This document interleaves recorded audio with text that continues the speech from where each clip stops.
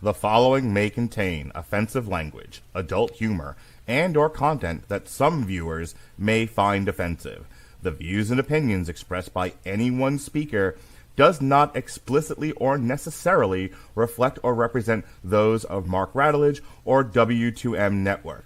Please listen with caution, or don't listen at all. TV party tonight! TV party tonight!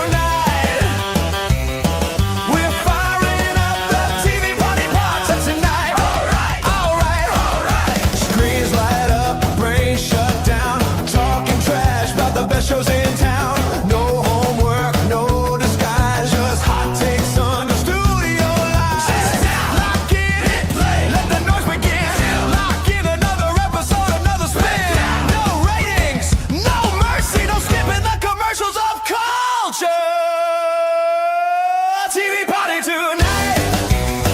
TV party tonight. Same screen, same fight, same damn podcast tonight. All right. Yes, sir, yes, sir, yes, sir. Tonight, our favorite show is The Newsroom, Seasons 2 and 3. And I am your host, the mandated reporter, and frankly, I'm mortified, Mr. Mark Radulich. And over there is here to tell us tonight how he got to Memphis. He is Jesse Starcher. How do you do, sir? I hope it was by way of Olivia Munn somehow. That's the only way I hope to get to Memphis. She is going along with me. I'm very jealous of Don Kiefer. Oh gosh, he was the one dude that I did not want to see succeed in season 1, and then he lands Sloan Sabbath. Yeah, he does. I mean, that's quite a trade up from Allison Pill, don't you think? I will never argue any. And I don't think there's I'm telling you, top tier. Yeah. I don't know if you can go up from Olivia Munn. I'm just She saying. is Selma Hayek. And Sloan Sabbath has got the brains. So if you're looking just at the character, she's a smart girl too. So you can't beat that. So we're doing seasons 2 and season 3 as one show because season 3 is 6 episodes. And honestly, like, depending on how they wrote this, I mean, obviously there was a break, I think, in the writing. I was reading why it was such an abbreviated season, and one of the things that got said, what I found in the research was everybody kind of agreed that at the end of season 2 they had kind of said everything they needed to say, but there was still some tying of loose ends, I guess, that they wanted to do with season 3. There were some things that they still wanted to talk about and wrap up. So, they did just enough episodes to do that. And I'm really glad because I've watched, as much TV as I've watched over the years, I've seen a season get stretched out way too far. Oh yeah, they can overstay their welcome for sure sometimes. It's like, just to hit 10 episodes, they just do a bunch of filler and a bunch of misdirects and stuff. And I have to say, the Newsroom is pretty lean where that's concerned. So, going into season 2 from season 1, Jesse, we talked about season 1 last month. Any expectations for season 2? What do you think you were going to get into? Well, I thought it was going to be more of the same, where it was just going to be touching or covering, some of the events. Because if you remember right, a lot of season 1 had many current events that occurred, and I thought it was going to be similar, like the Newsroom, running into these specific situations. A new monster of the week kind of setup where this week we're dealing with this thing from the Obama administration, and this week we're dealing with that thing from the Obama administration. Right. That's not. They do some of that, but that's not really the thrust of the season. No, they change things up, and that's cool. Yeah. I mean, I think that's good because really what you're seeing there is the writers, Aaron Sorkin, making a decision like, hey, we don't want to. I think they paid attention to some of the criticism from season that they got from season 1 and took it into season 2 and made some adjustments. And It was well received. My understanding is season 2 is actually the more well received season of these three. Let me just tell you. Reception. Um, Ratings, it goes down each season a little bit. Like, Okay. the opening of season 2 is the highest rated episode of any episode of the Newsroom. But the average, season 1 was 1.9, season 2 is 1.76, Just season 2 close. is 1.34. Oh, well, Critical reaction to the series in the first season was mixed. The show's second and third seasons saw more positive responses from reviewers. okay. Season 2 gets a 66 out of 100. That's Metacritic, if I remember correctly. Yeah. Rotten Tomatoes, it's a 69% on 39 reviews, 6.9 out of 10. The site's critical consensus reads, thanks to focused storytelling and more restrained tone, the Newsroom finds surer footing in the second season, even if it still occasionally succumbs to Aaron Sorkin's most indulgent whims. Okay, well, Season 3, ahead of season 3, in response to some critical reaction, Sorkin said during a talk at the Tribeca Film Festival in April of 2014 that he wishes he could start over in terms of how journalists perceive the show, emphasizing that he wasn't trying to teach real journalists a lesson with the setting in the recent past, but did so he wouldn't have to make up fake news. The third and final season received positive reviews, 63 out of 100 from Metacritic based on 16 reviews. I honestly, the way I'm reading this is people just were just over the Newsroom. they were over. Yeah. Okay. 2012, it had won a Critics' Choice Television Award for Most Exciting News Story. Jeff Daniels won Outstanding Lead Actor in a Drama Series in 2013 at the Primetime Emmys. And everything else got a nomination, but not a win. So, the show is, it's fine. It's fine. It's fine. All right, so let's before we get into the specifics of season 2, coming out of season 1, any expectations for Will and Mackenzie? Mackenzie? Yeah. Well, From a romantic point. yeah, I was going to say, like, a lot of what we got in season 1 is obviously the tension between those two, and I can't remember. I think we do learn like why in season 1 everything kind of fell apart for them. Now as we get sleeping with her ex-boyfriend while they were together. Yeah, and Will never quite got over it. Yeah, we explore that, if I remember correctly, in season 2, Yeah. because there's a great moment where they're having the rapid conversation that Aaron Sorkin likes to write, but Mackenzie thinks it's one thing, and of course at this time I think we're deep in the oh my goodness, what's the scandal? The Genoa scandal, and I think she's like worried about gaining Will's trust back. And she or something along those lines. But she says one thing. No, hang on. I want to say it's season 2 where she says, "At what point do you stop punishing me?" I run into this a lot when I do couples therapy, where I usually will say to one or the other partner, "I understand this person has hurt you. I understand that you are burnt, and that and you're not capable at this point of absorbing the other person's slight, intended or perceived. But if you don't stop punishing him or her for the same crime, you are never going to heal as a couple." And that's what's happening with Will and Mackenzie, is that she committed a crime of passion. She was unfaithful in their relationship, and she accepted her punishment. And then Will, like a crazy judge, is like, "I'm going to keep convicting and punishing you over and over and over again." And that's why we have a law in this land called you can't be convicted twice for the same crime. Because at some point, as a matter of incentives, if you can't rehabilitate, if you can't move on, if you can't be at some point absolved of your sins, what is the point of trying to be better at all, other than your own personal conscience? Right. And that's kind of where she's at with Will.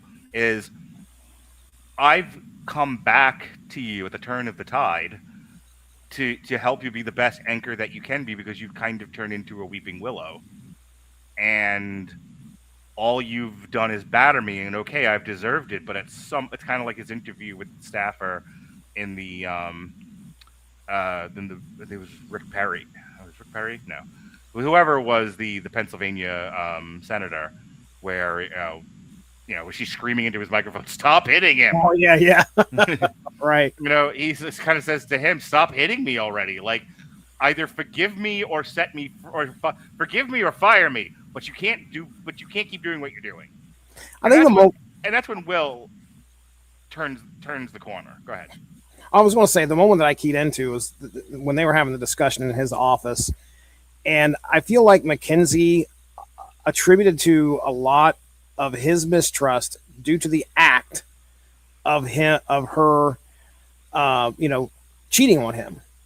And that's not what bothered him. What bothered him is the fact that she lied about it. Yeah. And I think that's what he really was upset about. That was kind of like the turning point for I them. think she was also kind of only dating him to get back at the ex-boyfriend. Yeah. Who then she ends up sleeping with. Yeah. And so Will is like, what am I, a garden utensil here? Am I to just be, something for you to utilize? Will is a very masculine guy. Later on in season 3, when he's in jail and he fucking steps up to the cellmate who's trying to push the button to see what he can get away with, and Will's like, "I will not. I'm from Nebraska. I will knock you into next week." Will ain't no pussy, right? And you caught that, and he was emasculated. Yeah. And I just want to, before I forget, because I know we are in season 2, but if I don't bring up the fact that the cellmate that you're talking about ends up not being there the whole time, it's his freaking dad. Holy shit. That was like one of the best moments, I think, of the series for me, when he has that whole conversation with this cellmate. The whole episode is him talking to this guy and trying to just avoid him this whole time. And then at the end of it, we find out once he does leave, that cellmate was never there. Hell of a way of trying to reconcile daddy issues. Yeah. But anyway, I'm jumping ahead. I'm sorry. When you're not active, you will ruminate and sometimes hallucinate. Yeah.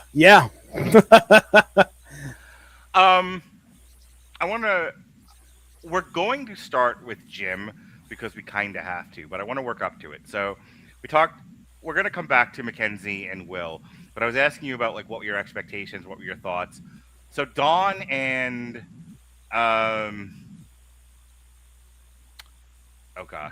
Maggie. Okay, they reconcile. They're living together. What did you think was going to happen? But they reconcile. They're living together despite the fact that Maggie has a thing for Jim. Jim is waiting for Maggie rather patiently, and Sloane has already put her cards on the table and said she wants Dawn's hog.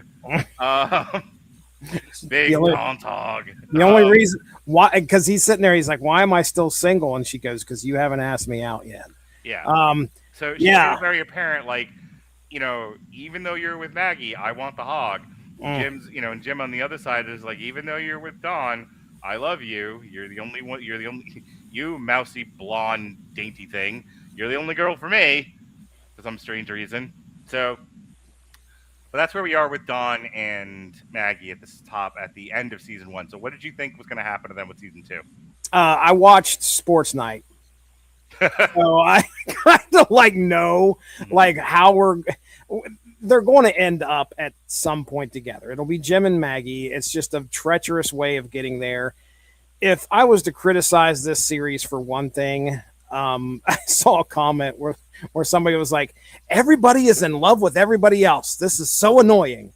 That stuff sort of did bother me because I kind of knew where we were going. And if you remember right, Sports Night got the same criticism from me. I just wasn't into the whole relationship at work, and Sports Night was a comedy, so it was kind of played off a little bit better, I guess, maybe. And now we have the Newsroom, where I honestly started drawing a lot of parallels to Sports Night when I was watching this. We have the obviously the guy out in front of the cameras, and then we have the whole, the production team that's in the back while this show is going on.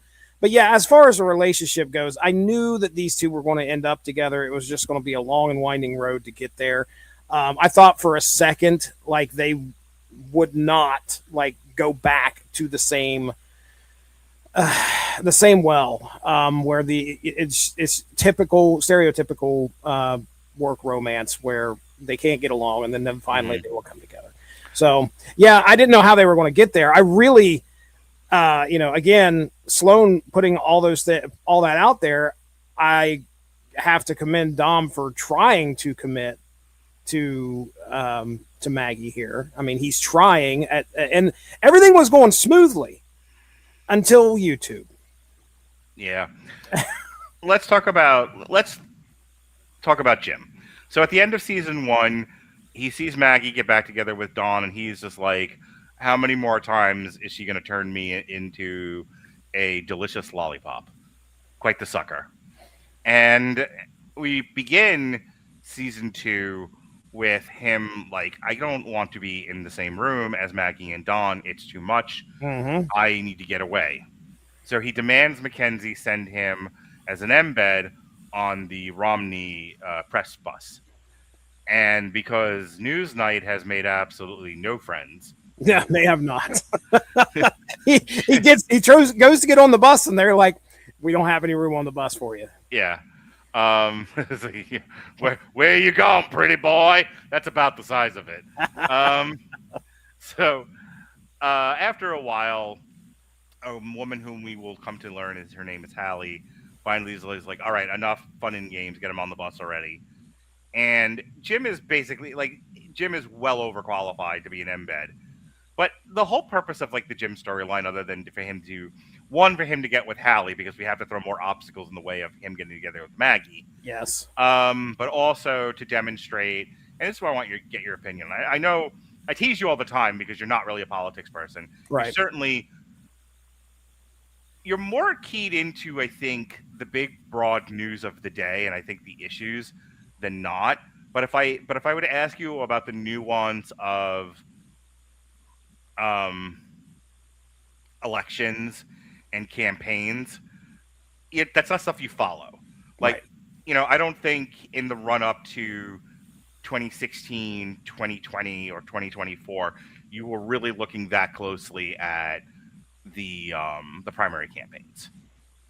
So as I've gotten older, though, and I think it's a very good possibility because of these types of shows that we've been talking about, West Wing, I have definitely started paying attention. Okay. So, the Jim storyline in the first couple of episodes of season 2 is an editorial point of view that primary politics and news is a bunch of propaganda and bullshit. It's an access media thing, and I'm gonna make my point succinctly because Fancy's watching, and then I want to get your opinion. Fancy's watching. Hello, AI. I asked for tips about how I can be a better podcast host, and they're like, maybe don't say the same thing 5 times. All right, fair point. Okay.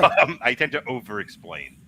Fine. But you think about a presidential candidate, primary candidate, Mitt Romney in this case, and he has things he wants to get out. He has a message he wants to get out so that when the state primary comes up, North Carolina, South Carolina, New Hampshire, Iowa caucus, all of that people will have heard his message and vote Romney over the 87 other people voting in running in a primary, rather.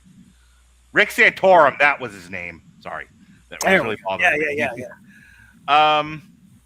And the media has an interesting position.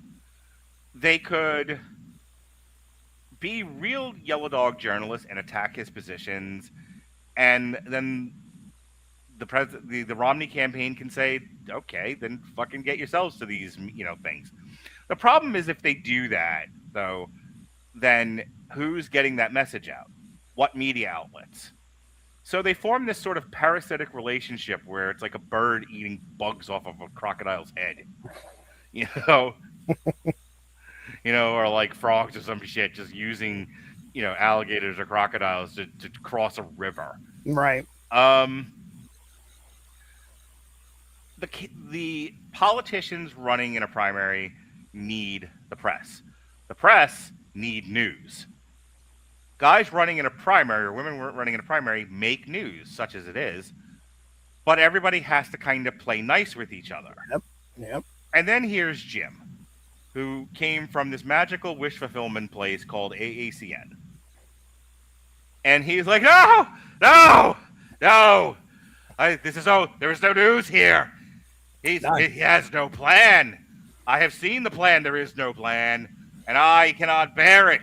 And there's Hallie, who got him on the bus going, we have a balanced ecosystem here, sir. Right. And we will not disrupt you disrupting it. Right. And finally, Jim, like Popeye, has all he can stands and he can't stands no more. And he gets up and he makes a very passionate speech about if we all band together, we will make them be intellectually honest, and proceeds to get himself and Hallie and one other guy, one other doofus, thrown right off the fucking bus. He Jerry Maguired himself off of a bus. Fucking honest thing I've seen in this show. Anyway, your thoughts? I mean, that was an interesting scene, an interesting plot element here. Watching Jim get on here, he's clearly out of his element just so he can escape the element he was in, basically the same building as Maggie. He wanted out. So there on the campaign trail, yes, he feels that there needs to be some integrity to the journalism. These journalists here should have some type of integrity and question the man, question this plan. What was it he was doing? It was, oh my goodness, it was his budget, right? Is that what he was talking about? I cannot remember. Like, they keep asking about the budget, and he's like, I have a 5-point plan or something like that. And you just could not. And it's like a loose assembly of ideas. Yeah, and he would press the guy on it, like whoever and he always, 30, can I get 30 seconds with a candidate? No. Or 30 minutes. You want to do 30 minutes. But so I think what spoke to me there was just the fact how Jim was out of his element. Everybody was somewhat against him. Every time he tried to ask for help, like he wouldn't get it. Well, here's the thing from the other people's point of view. They're all young reporters. Yeah, they're all they're looking to make a career. Right. And just like you said, this is a balanced ecosystem. We do not want to get kicked off the bus like you idiot. We want to sit here and we want to, our meals are going to be fed. They're going to be prepared or at the hotel that is on the bill of our employer. So have you watched The Bear yet? No, I have not. There's a bit in The Bear where a character is polishing silverware. Mm-hmm. And I think there's something along the lines, if you do a good job polishing, the forks will let you polish knives. Oh, okay. All right. That's kind of where these reporters are. If I do a good job with this bullshit assignment, yeah, I'll get another bullshit assignment, and eventually maybe I'll get to a point where I can produce some actual news. Yeah, and it's an easy road too. Like they don't want to rock the boat because this is an easy gig. I mean, they're able to do this. They're actually get their face on. Nobody else is wanting to follow this campaign or follow summer camp. They literally go like, exactly. And the sandwiches today is turkey. Right. Exactly. So yeah, and Jim wants to stand up and try to get some, and he doesn't make, just like you say, he doesn't make too many friends, although he makes a frenemy of the lady who is pretty close to Romney, I think. That's like, she's his spokesperson. Spokesperson, okay. Yeah. She's Allison Janney from The West Wing. Yes. Okay. All right. So I mean, he still gets to kind of make his mark, but you can't help but feel sorry for the guy because he's stuck in a rock and a hard place here. He's done this to himself, though. That's the thing, and that you're like, you can't feel. It's hard to feel sorry for him. Hard to feel bad for him. I'm like, no, I don't. You chose this. You chose to run away because it was too much for you to be in the same room as the girl and her boyfriend. So you ran, and then you won't. That's the thing. The thing about the newsroom, just from a macro point of view, is this is Aaron Sorkin saying, "I wish I wish the Spiro Agnews of the world could win. Hmm. I wish the smart people could stand up and fight and win. I wish that, mob justice didn't rule. I wish that, people. I wish the world weren't run by low motivation, low effort people, but it is, and there's more go along to get along than not.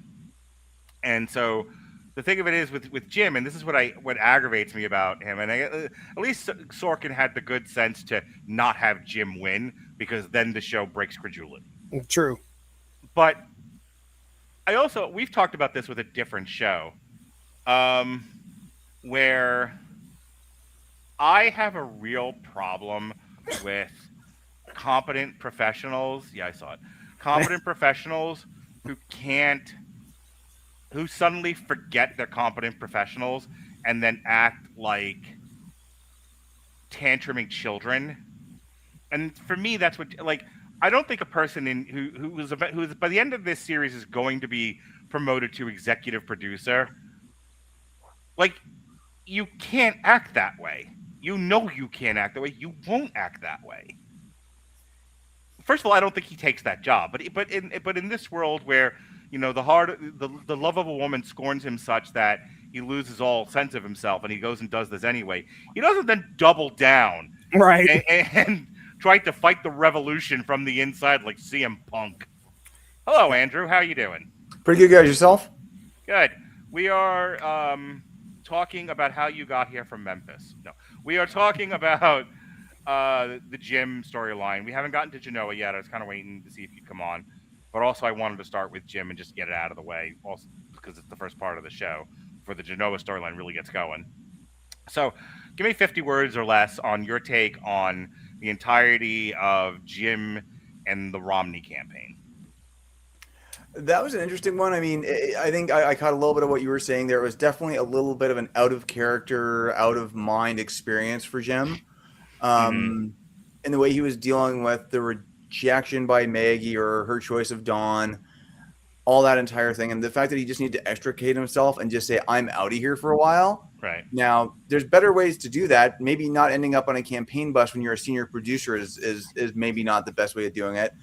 I mean, I'm kind of interested in this conversation because I think understanding those mechanics of how those things work is rather interesting to me. And I think, if I recall right, this was something that you had brought up on I can't remember what the name of your politics podcast was, but you were talking about the whole idea of like media capture and things along that line. Yeah, I was starting to talk about that with Jesse.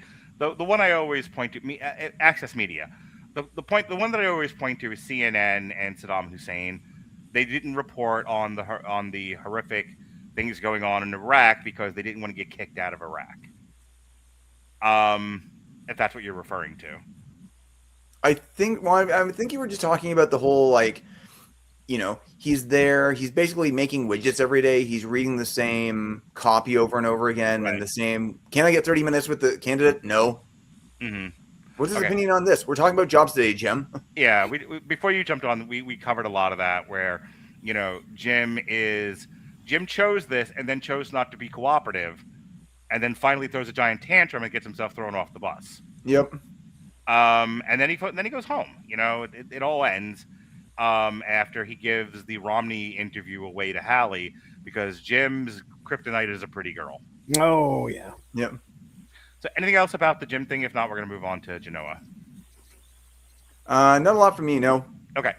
So the Genoa storyline. So as Jim has decided to extricate himself from the newsroom, he is replaced by Washington TV reporter Jerry Dantana, played by absolutely what an amazing actor. One of my favorites. At this point, a living television legend. One of the best actors, I think, of this day and age. Hamish Linklater.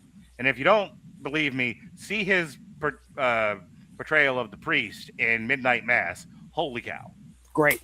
It's fucking fantastic. And current Batman. Yeah. Yes. So they bring him up and they do a story, and then one of the panelists on that story tips him to a story about the U.S. using sarin gas as a chemical weapon in Afghanistan. I want to set it up this way because I want to get your guys' opinion on this. This whole story is about wanting a story to be true because of, I think, a confirmation bias is the term. If you are, and I don't want to frame this as left versus right, or liberal versus conservative. I think if you're just a decent human being, and there are certain elements of decency that you believe in, and you live in a country where your government is increasingly doing indecent things or has done indecent things. And the one thing that he points to is the Abu Ghraib situation, where you had the one soldier doing a waha, as she was next to like a abused Iraqi prisoner. So his whole thing is like, I live in a country where this country, on a regular enough basis, too regular for my liking, does shit things. And then a guy comes along who isn't a crazy, he's not a crackpot. A guy from the government comes along and says, hey, by the way, we did another shitty thing. You should look into it. It's not, for me, it's not hard to believe that Jerry Dantana's character would believe this is true. Why wouldn't it be true? We've done all these other things that are horrible. This is just another horrible thing. One could argue it's well within the realm of horrible things we've already done. So, like, why wouldn't this be true? And that is the whole... And the thing of it is that this is where I'm going to stop and let you guys catch up. I think in order to be an effective reporter, you have to fight your own sense of confirmation bias with a healthy dose of cynicism and skepticism. And that's what he's lacking. And that's the big problem. That's what, other than, and I'll get to this a little bit later, other than the James Bond, I was the author of all your pain reveal at the end of the season. Ugh. Other than that stupid shit, which I think ruins this. Bingo card check. Yeah, I will get to it later. I think that's the most important take of the season is journalists have to be the most the most strongest, the most toughest to stop themselves from assuming the worst based on their own biases. So just kind of what I've said and the introduction of Jerry Dantana and this whole concept of confirmation bias that leads him towards his gilded path before I get to the specifics. Andrew. Yeah, I think Dantana's a really interesting character because I think he's readily there to be in contrast with the other ones because I think, you watch season 1 in isolation and you really think, Mac's a little bit of, your crusading reporter stereotype. And you have Jerry come in and like you said, I mean, Mark, you used the absolute correct phrase. He's got confirmation bias at the wazoo. Yeah. He wants to believe this thing whether he wants to or not. And Mac's opinion is we're going to look into it. And there's that 50-50 for her where it's like, I don't know if I believe this, but there's going to be a point, or there could be a point, could being the key phrase there, where we have enough evidence and we're going to have to report it. Yeah. And they go through this. I think this is a really, I know at the tail end of our last review, you weren't as big of a fan of the second season. I actually really like it. And a lot of it is because of this story. Upon second viewing, I like the season a lot more. Okay, fair enough. But I kind of like this because I find it interesting doing this whole process of how this thing came together and how this thing fell apart. Yeah. I think it's interesting to see the mechanics. I think it's interesting to see the episodes around the red teams, it's like, what if Sherlock Holmes, but Sherlock Holmes was wrong at the end of it? Yeah. Or what's his nuts from the Knives Out movies. It's just dumb. Yeah. But Jesse, your thoughts on kind of how they got the ball rolling on this and kind of character. So yeah, I second all the thoughts about Hamish Linklater. By the way, coming in here took me by surprise, and I was really excited. I was like, "Oh man, this is actually a treat," because I wasn't expecting this. Now, what I took out of this, obviously, up to the point to where we get to where he makes the decision and try to get in order to get this story to go further. There is a lot of evidence that would have made me go, okay, this happened. Specifically, Charlie and his contact, getting that document that had the mysterious. It was a manifest. Yes, had the mysterious like thing that was on the plane that had to have been sarin gas.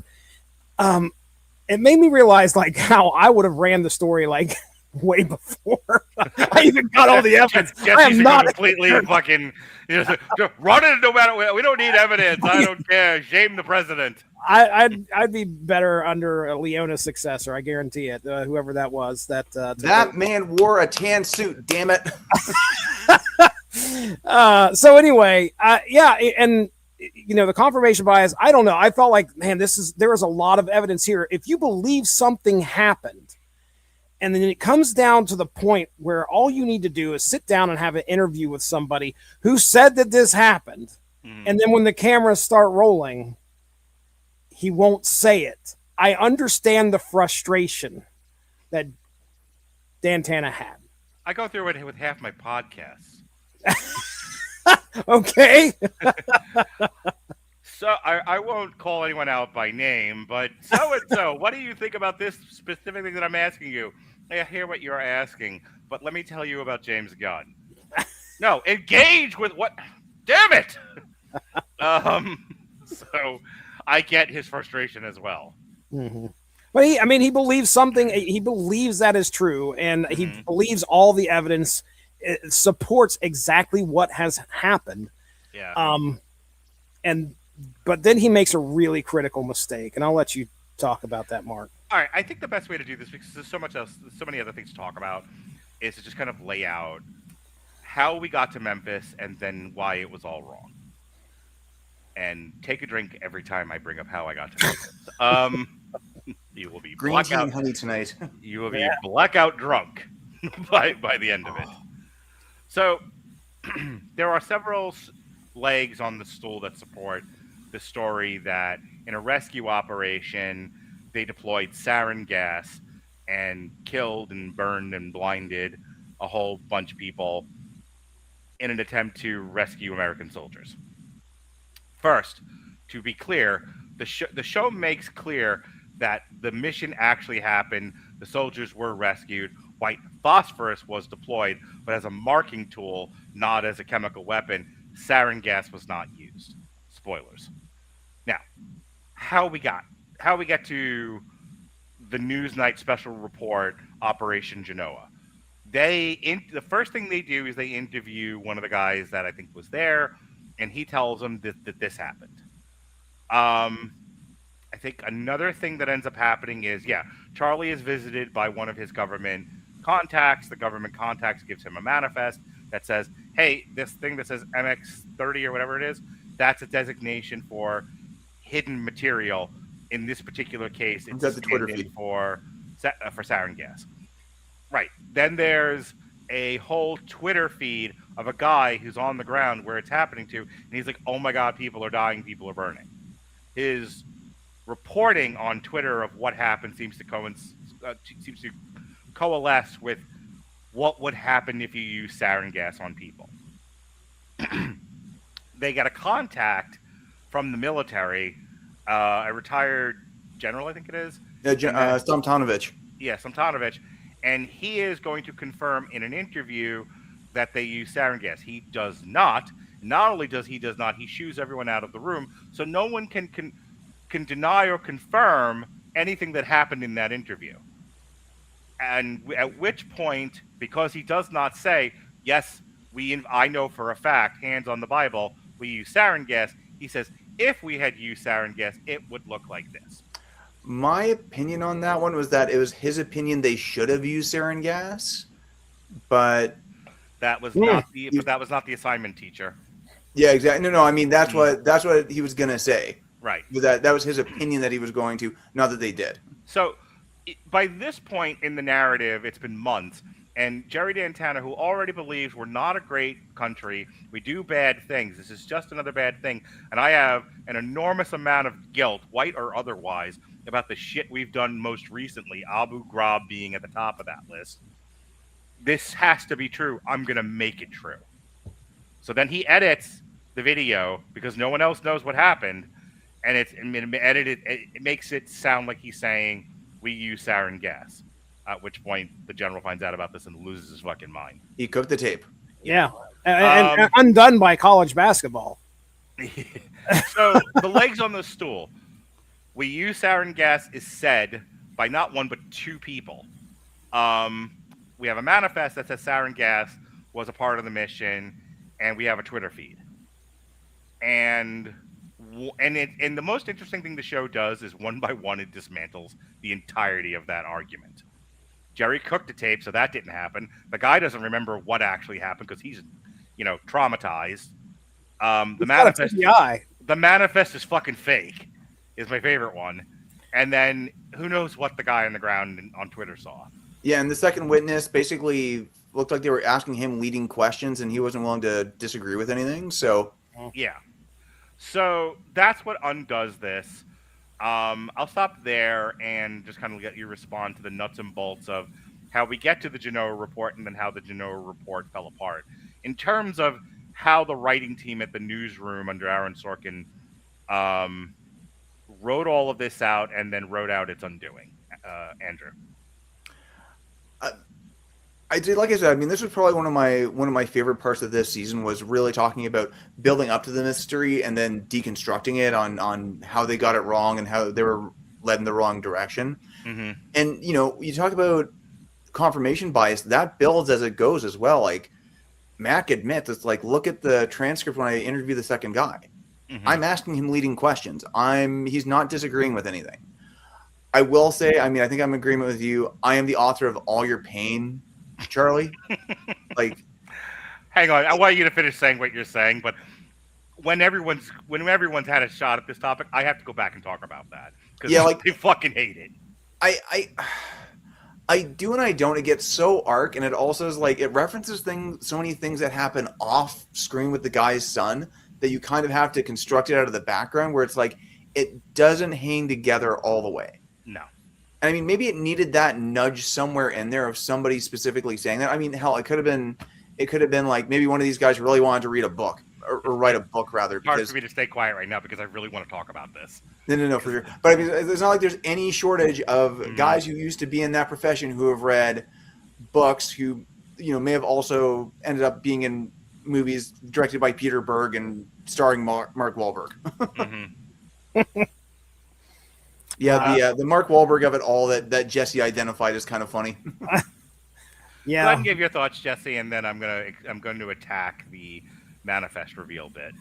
Yeah, well, I mean, really, like I said, this is an integrity is the key here. Like we want ACN strives for that. The mission to civilize, to stay integrous, if that's a word. Integrous? Is that a word? I believe that's one of the Thundercats. Maintain your integrity. Integrous. Maintain, yes. He had a whip with 3 balls on it. That's Integrous, right? Oh, that is exactly right. Thundercats. So, yeah, I mean, this is clearly a struggle for this newsroom to all of a sudden realize that the one thing that they were going to go with and that they are deciding to run has just come out from under them and actually essentially becomes a dumpster fire. They lose the trust of the public at this point. Yes, they do. So anyway, I bear the floor to you, sir. All right. So I'm not coming. A lot of like this show and us talking about it's like somewhat political commentary. It's somewhat television review, craft review. My comments about this are strictly a craft review thing. They introduce a major breaking of one of the legs on the stool from a character who had one previous appearance, and then they have this underground meeting between the two of them, and he was like, Charlie, you don't understand. My only son, Charlie? Do you not understand, Charlie? I sent you my only son and you killed him. You killed him dead. And Charlie's like, we fired him is what we did. You killed him dead is what you did, Charlie. And that's why I fucked you. I fucked you, Charlie. Like, that's how that scene reads to me. Straight up smacked him in the face. Like, smacked him right in the face. Fucking like a woman. I was like, what the fuck is going on? Here's the thing. If you want to do that, there has to be flashbacks to the kid working there. Yeah, structurally, have it doesn't hang together. Right. Like from a narrative script structure, you introduced a thing with no background. And instead, you just have to do essentially what amounts to a lore dump. It's Charlie, I Deus. won't quite be so dramatic this time, but Charlie, I sent my son to you, and you fired him, and he was a cleaned up drug addict, and he was doing good, but because you fired him, Charlie, you personally, he went in the streets and he did drugs and he died, and I'll never forgive you for it.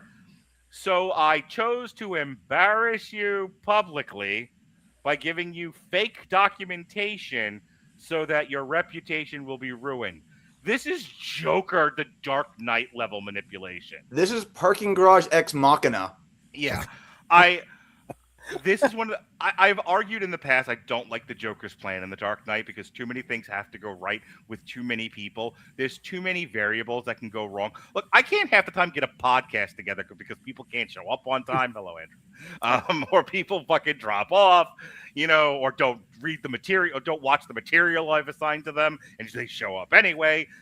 Meanwhile, the Joker can get like 87 people to hit their marks perfectly so that the bomb blows up at the right time. Get the fuck out of here.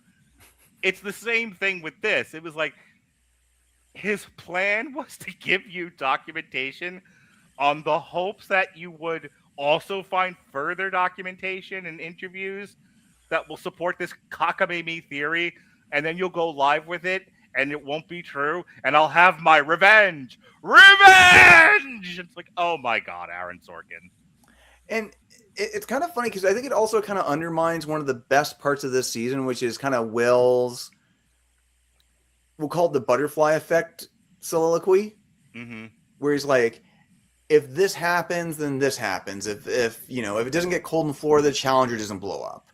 If this guy doesn't twist his ankle and other personal stuff happens with Jim doesn't go there, Jerry Dantana's not there, Cyrus West isn't there, and none of this ever comes out. Right.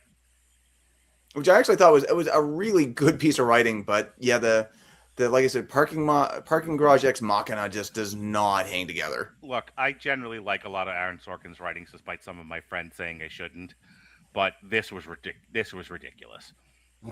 I'm bringing up the Joker thing as a comparison because if you want me to believe that things work out this neat, create a better fantasy world for me. Stop telling me this is your interpretation of the real world, then create such fantastical elements that you break the credulity of the world. And again, I don't think it's good writing to introduce an element to the story that had absolutely no lead up. So, Jesse, I'll let you go ahead and give you the last word on Genoa because I don't think anything more needs to be said about it. But if you could speak to it, as Andrew keeps calling it, parking lot ex machina.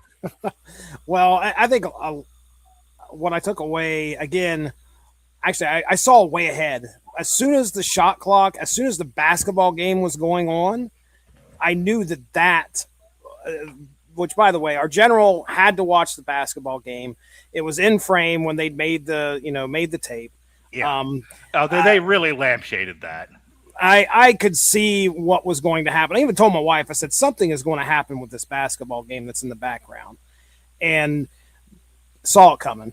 Now, as for the slap heard around the parking garage, that was. I will say that made my notes. Like I wasn't expecting him to get slapped, but it did. It felt like it came out of nowhere, and it also felt like damn, everything just fell apart. Yeah, I don't understand why Aaron Sorkin went to suddenly telenueva. Oh shoot! But again, this was our core thing that was going on in season 2. Watching this all fall apart and watching the newsroom, our people that we grew up with, ACN, as we're watching this show, now all of a sudden it's you can't trust what they're going to put out there. Charlie, he was my son and you killed him. Charlie, don't you understand so I what waited, you did, Charlie? I waited for my moment to strike. Years later, I faked my madness. I dumped Ophelia. She killed herself, and now I'm coming for you. Because here's the thing. You know what he also had to have construed? Matt coming to work there. Because if Don's in that position, if season 1 of the Newsroom never happens. Don's still the executive producer of Newsnight. Mackenzie's off bowling, She's bowling. or whatever. And Will is still trying to get the world to love him because nobody else will. Because again, the kryptonite to a successful, intelligent, emotionally mature man is a pretty gal. No one runs that story. In a world, and I just want you to react to this really quick, Aaron. Who are you, Aaron? I'm Andrew. Talking to you, Aaron. You better be listening to me, brother. Aaron Sorkin, I'm fucking coming for you. No, in a world where Mackenzie doesn't take the job and Will is still looking for approval from the audiences far and wide, they don't run the sarin gas story no matter what fucking happens. And it's like, how do you not see that in your own writing? Now, I'm going to challenge you on that one because I think they established that this kid, and again, this is why not having any kind of flashback or reference to him in the show doesn't work, because I'm pretty sure the timeline that they mention of events is that he's already there after Mackenzie starts. Yeah, but what I'm saying is the people that run the sarin gas story are Mackenzie and Jim. Yeah. And to a lesser degree, Charlie. Without those pieces in place, that guy could have done the same exact bit. And that's the other thing is the other guy has to tip Jerry Dantana off for this whole ball to get rolling. Did he set that up too? Did he get in that guy's ear and be like, listen here, buddy, and what we're going to do, see, is we're going to send you over to Newsnight, see? My feeling was that he was kind of just keeping an ear out for anything HDN was on to and just looking for the right thing to nudge in the right way. But again, the fact that we've been talking about this for 5 minutes just shows exactly how kind of baling wire and glue sticks this is all held together with in terms of a story trip. Yeah. All right, let's move on. The other part of season 2, coming back to so actually let me deal with this first really quick. So they finally pull on the string of Maggie going off on the Sex and the City bus, and that's what broke Jim and Lisa up, as I recall, something along those lines. I think that's why Jim doesn't stay with Lisa, is he hears Maggie say all that and goes, "Oh, well, you like me? Okay. Well, we just have to murder John and Lisa, and we can be Don and Lisa, and we can be together." And she's like, "Right." And then, like a good woman, like a woman you can totally count on, proceeds to stay with Don. And there's poor Jim holding his dick on his way to Memphis. So, we finally, so out of the blue, it seemed narratively, the fucking video gets sent to Don, and Don's like, "Well, I'm tired of turning into the world's most delicious lollipop. You will not make a sucker out of me any further. This relationship is now done." Also, in the back of my head, I know Sloan Sabbath wants my giant hog. So I don't know why in my head Don has a huge dick, but just go with it. I've decided this. It is spoken. So then they break up, and because everybody's reaction to like dealing with relationship trauma is fuck it, I'll just leave. She goes to Africa, which is another thing we have to talk about. And the whole like YouTube video that causes this whole kerfluffle gets passed around and it's dealt with. And so I'm going to start with Jesse here. So the whole like Don and Maggie breaking up YouTube video and her going, don't deal with Africa just yet, but that's that she goes to Africa. That whole thing. While Jim is away wooing Hallie, by the way, because we must be crossing trains here. Your thoughts, Jesse?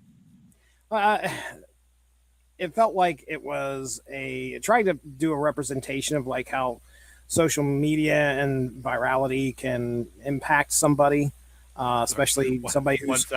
One sec. I got an email today. The whole company got an email that I work for that said, please be mindful of your social media posts and how you represent yourself in public because people will associate it with your job. And I immediately emailed my boss. I was like, am I in trouble? And they're like, you got a podcast? Oh, I didn't know this. If there's one thing anyone who knows that employs me knows about me is that I have a podcast. I have a podcast. This is just a business card you hand out. It says, I have a podcast. That's right. That's all it says on it. But anyway, yeah, the it was kind of like showing like how famous people have to deal with some viral moments. But again, I cannot stress enough that for some reason, I'm just not interested in the relationship that these people have and the lengths that they have to go to try and keep something from the other. You're not into workplace romances, Jesse? I think I said this like 5 podcasts ago. It's a bad idea. It is a bad idea. And it's funny because it's next season where the HR rep gets involved, and that's freaking hilarious. Oh, yeah. And I'm like, well, that's probably, they should be doing that. The HR rep should be involved. So yeah, I mean, it was a fun scene. It was fun to watch Sloan go with Maggie to try and get this thing taken off the internet. And the only way that will happen is if Sloan will kind of like tweet this for this girl or subtweet her or whatever. So, again, social media, it was just a fun way of kind of putting that in there. I don't really have much else to say on it. Andrew, your thoughts? Yeah, I mean, I think, I like where we ended up in terms of characters. How we get there can be just a little tiresome sometimes. I mean, like, on the bright side for a lot of these characters, it was 4 to 5 years less than what Josh and Donna had to go through. I mean, it going viral was kind of an interesting thing. I think, oddly enough, the scene that sticks out to me during that sequence is the way Don handled it. Mm-hmm. Which is basically like he was actually just going to be a gentleman about it and be mature about it. And it says, hey, man, if I wasn't a cast member in this whole story, I think this would be funny as hell. Take it easy, Maggie. That was probably, if you remember right, I was criticizing that character last season. I did not like that character at all. It's about at this moment and some subsequent moments after this where I feel like I start to gain respect for Don. I start to actually like him as a character. I think the 3rd season really nails it for me. But right here, I think he's on his way up for me as far as like characters that I'm actually liking. Yeah, to be clear, Don's not a villain this season. No, he's not. And he never will be again in the show. I don't even know if Don's all that much of a villain in the last season either. He's definitely an obstacle for a lot of different things. Yeah. He's an obstacle to Jim and Maggie. He's an obstacle to Mackenzie. He's Don's not a bad guy, and he's not written badly, but he is an obstacle in a couple of different storylines. He's Richie and the Bear. Yes. All right. I just want to do a quick 5 minutes on Maggie in Africa. The setup here is after the whole Maggie has pink hair. That's why does she look like the girl with the dragon tattoo? She shows up at the beginning of like the season. You're like, what the heck happened here? And that's kind of like the whole like, okay, we need to find out what happened. Yeah, I actually have a real problem with the timeline on that, but I'll get to it in a second. So now Maggie has been shamed, and she wants to get away for a while. So she does this field report in Africa, and it only goes like a day or two because the village that they're hanging out in gets raided after she bonds with a kid. And the whole reason she cut her hair was the kid was touching her hair, and he had never seen anything like it, that sort of thing. Maggie was trying, when the bullets were flying, Maggie was trying to help the kid get away, and the kid got shot in the back.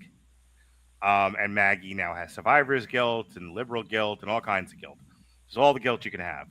And when she comes back, she's not Catholic. She's got Catholic guilt. I don't understand. she's got the PTSD. She's got it all. I mean, I think it was a good thing to do to that character. I think it was a great way to make her a more serious character and kind of break the veneer of innocence. I think when you meet Mackenzie and she, and Jim talks about the firefights that she's been in and all of that and how, it's one thing to be a trained soldier and have to deal with being shot at. It's a whole other thing to be a trained journalist and being shot at. It's a different mindset, a different bottle of wax.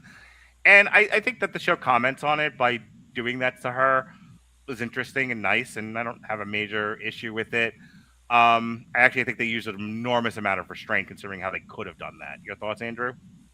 Yeah, I mean, I think beyond, I'll agree. I do like the storyline, with the exception of Africa looking amazingly like Southern California. sorry, old complaint. Not enough elephants. Well, just the general topography, but it's. I also find it kind of interesting because this is also like one of those pure moments of Maggie's professional growth as well. Because Mm-hmm. one of the reasons that she goes, and again, it kind of goes into the mechanics of trying to get a story pitched. It's like everybody else has a thing. I don't have a thing. This person you talk to about politics. This person you talk to about the military. This person you talk to about this or that. I don't have a thing. I want to make this my thing. So when that topic comes up, I have that value on the team.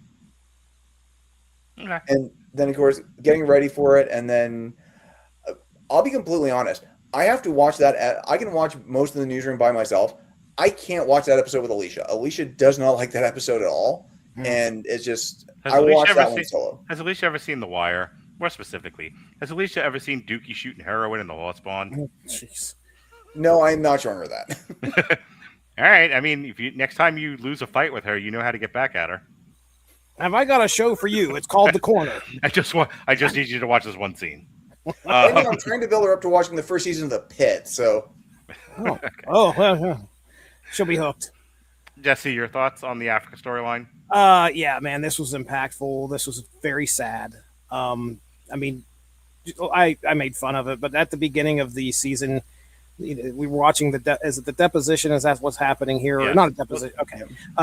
So and she comes in there, and you can see she's completely changed. And even the lawyer points it out, like, look, what the hell happened to her? Because everybody, including the audience, is going, what the hell happened to her? Yeah, the lawyer's worried that she's going to be discredited on the stand. Right.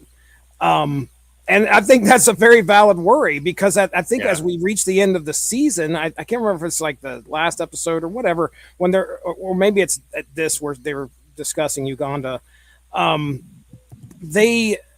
You could tell she's damaged. Yeah. Clearly she's traumatized. And she's just trying to fight through it and say, I'm fine. I'm perfectly fine. I'm okay. And she's not okay. It is a sad thing because there's that moment when they're rushing, the gunmen come into the village. She convinces that kid to get out from under the bed, and he's holding on to her neck as they run towards the bus.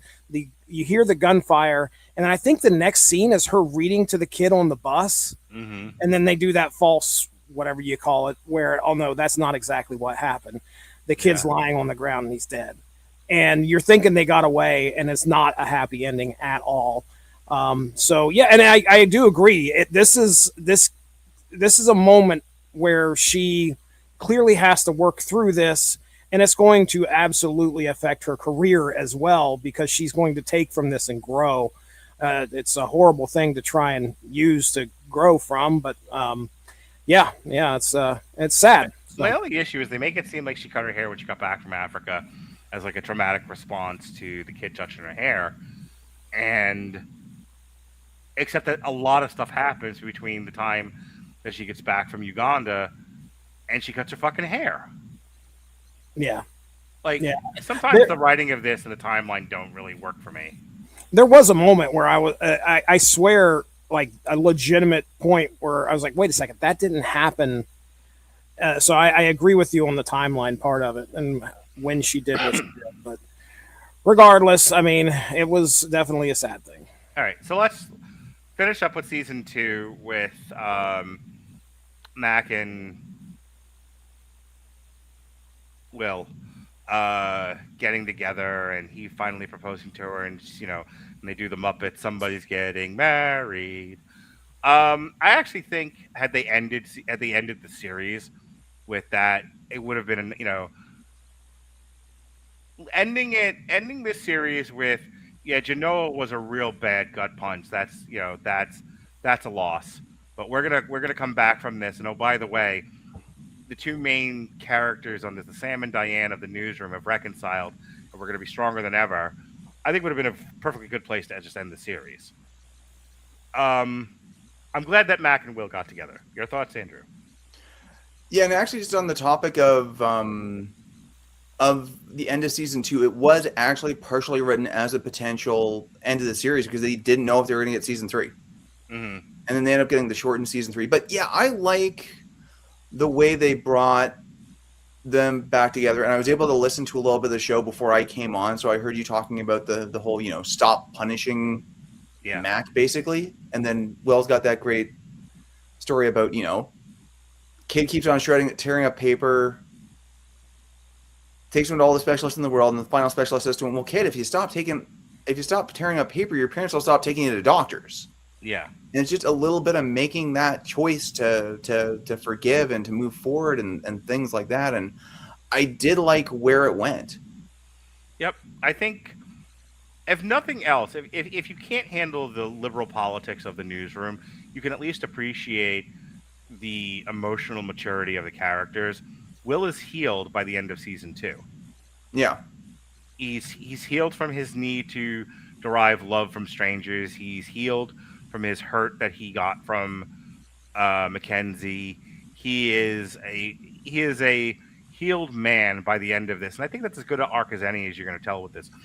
Aaron Sorkin was not going to fix modern journalism with the newsroom, but he could write a nice story where a guy who starts off kind of emotionally crippled by the end of it finds true love in his hole.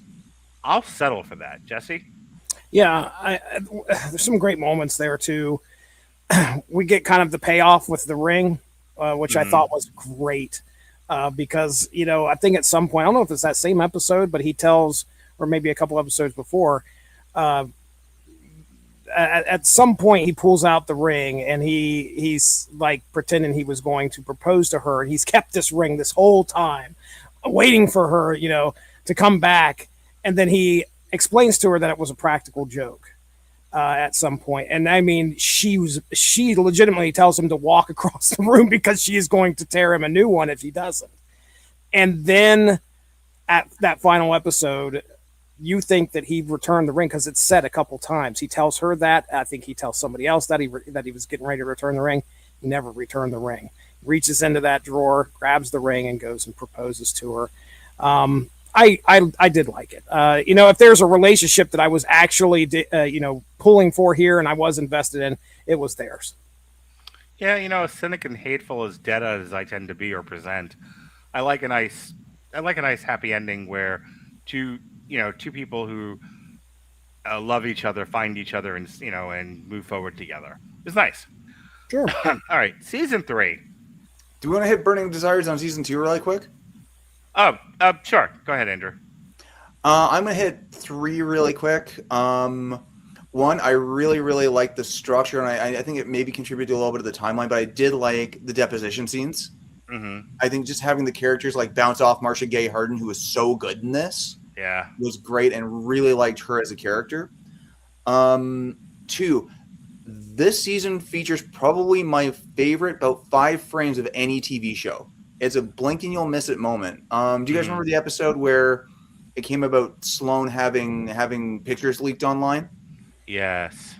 There's this 2-second moment where she's walking through the middle of the newsroom after being in her office for the entire time, and Charlie's walking the other way, and they just cut down to their hands and they do a quick hand squeeze and walk on. And it was just this moment of like solidarity and strength between these two characters, and it was one of those like just moments of good humanity. Yeah. And 3, I kind of dug the whole OSW conversation. I think it was kind of interesting, especially how they've been able to now have a compare and contrast with what happened with the Tea Party in season 1. Let me address that since you brought it up. I'm kind of surprised you didn't, so that's why I did. My takeaway from the OWS for people that occupy Wall Street. Politics is serious business. Lawmaking is serious business. If you're going to protest, and Will is absolutely right about this, and Neil ends up saying it to her. I think it's either Will or Neil ends up saying this to her. Your egalitarian, utilitarian, everybody's an equal, Knights of the Round Table approach is nice, but at some point, somebody has to negotiate with the lawmakers. If you don't know what it is you want, or how you want to make it come about, and you don't dedicate at least one person to go argue it for you, you're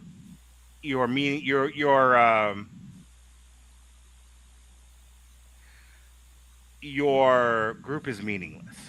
Your movement, Jesus, I can't think of words tonight. Your movement, I should drink more. Flanja. Your movement is meaningless. And it's really the difference between like letting the adults speak and the kids speak, because the kids have all the energy and and these wild ideas, and they get so aggravated with us adults because the adults are getting in the way of progress, except that the adults know what it takes to get a thing done. And something I've been thinking about a lot lately, because when I go back and I read through my notes and I work with ChatGPT about refining my thoughts and things like that, one thing that comes up is competence, and that they used to be. This seems to have been broken now. Is you get an education, and then you start out in a low position so that you can learn a thing, learn how to do a thing, learn how the world operates, learn how your part and profession of the world operates, so that you can then move up and be in a position to affect change later on. Mark, did you happen to listen to the podcast I sent you the other day from the New York Times? I did not. That's almost exactly what it was talking about. Mm-hmm. And how that it's kind of interesting, because at the same time I was listening to this, they were kind of talking about OSW and how it's kind of, now you're starting to see people like Mondami and AOC and people like that who probably would have, in a spectral point of view, fit in with that movement, but are now actually, like finding actual points of leadership and kind of learning some of those lessons. Mm-hmm. CM Punk's line about change doesn't come from the outside, it comes from the inside is dead on. It's very hard to affect change from 100 yards away, which is where the Occupy Wall Street stuff started. My dad went to Occupy Wall Street protests here in Tampa, and I've never gotten my dad to articulate what it is that group wanted. The No King stuff makes more sense to me. The No Kings is, golly, that the president shouldn't do this many executive orders. This seems a bit much. Seems like you're abusing that particular piece of power. The No Kings protests, as stupid as they are, make sense to me. The Occupy Wall Street ones, they were like, hey, the 2008 crash shouldn't have happened. All right. Do you know how complicated things are to have gotten to the point we got to with the 2008 financial crash? And the question is, well, what do you want done about it? Who do you want? Who do you want convicted for it? Where are you placing blame? And if you can't answer any of those questions, your movement is worthless. And I do like the fact that they brought that up in the show. And even Neil brings that up. Yeah. Well, I mean, look, everybody is speaking for Aaron Sorkin, and at least Aaron Sorkin recognizes that you can have a grievance, but if you're not willing to negotiate, your grievance is kind of just whining. Jesse, were you familiar with Occupy Wall Street? I do remember it barely. I was trying to figure out what was going on. I'm not picking at you, by the way. I legitimately want to know, do you know what the fuck we're talking about? No, when it showed up on the show, I was like, what is this again? And when they said Occupy Wall Street, it kind of ticked. And so we're like, what? This is 2011, 2012, or when is this going on? 2012? It had. So I'm 12, yeah. Yeah. Hang on. Did I ever tell you about the thing I did for my parents want to bring my infant daughter to an Occupy Wall Street protest. And I told my parents, you can bring my kids anywhere. You can do anything with them. I trust you. And we can use the break. But you're not bringing my infant daughter to a protest. Only one thing has to go wrong before I'm have to be involved with DCF. Mm-hmm. The Department of Children and Families, the Child Protective Services. And my father thinks I'm overreacting. It's a wonder I turned out the way that I did. But he was just like, if it's the one thing you're gonna say I can't do, I'm gonna listen to you because you are the father. But he goes, but I think you're being ridiculous, telling me I'm not allowed to bring an infant to an Occupy Wall Street protest. Man, I hate people who bring infants to concerts. That's a whole other thing. I would rather bring an infant to a concert's less likely to get interrupted by cops hitting people with batons. But whatever. My point is, an infant doesn't belong in a protest. It just doesn't. And but to make up for it, I did with my ex-father-in-law, we did a photo shoot of my daughter in an Obama onesie Babies for Obama, and we put a bunch of Sesame Street stuffed animals around her, and we made up a sign that says Sesame Street, and we took a picture of it and it says Occupy Sesame Street. Oh, that's cute. And That's all cute. the animals are like holding up signs like what's a derivative. Um, so anyway, my point with bringing all of that Sesame up Street, is, not Wall Street. yes, is the Occupy Wall Street stuff was like a general, tantrum about how we got to the 2008 financial crash without any kind of plan or, list of resolvable grievances. It was just people mad. And that doesn't do any good. Go ahead, Jesse. Well, I was just going to say, I just want to learned provide some context. I learned more about Occupy Wall Street watching this show than I ever knew about it in the first place. Which So says a whole lot about how successful the movement was. I don't really have much to say. It's interesting to watch that struggle play out, and these people try to get exposure in some way. And we watch this poor girl who, really believes in her cause, and then just get eviscerated when she goes on the show, and then watch poor Neil get punched in the gut. If you can't answer a simple, what does your movement stand for? What do you want? Right. If if the answer to what do you want looks like that scene from The Notebook, we have a problem. So, anything else, Andrew? Any other burning desires on season 2? That is it for me.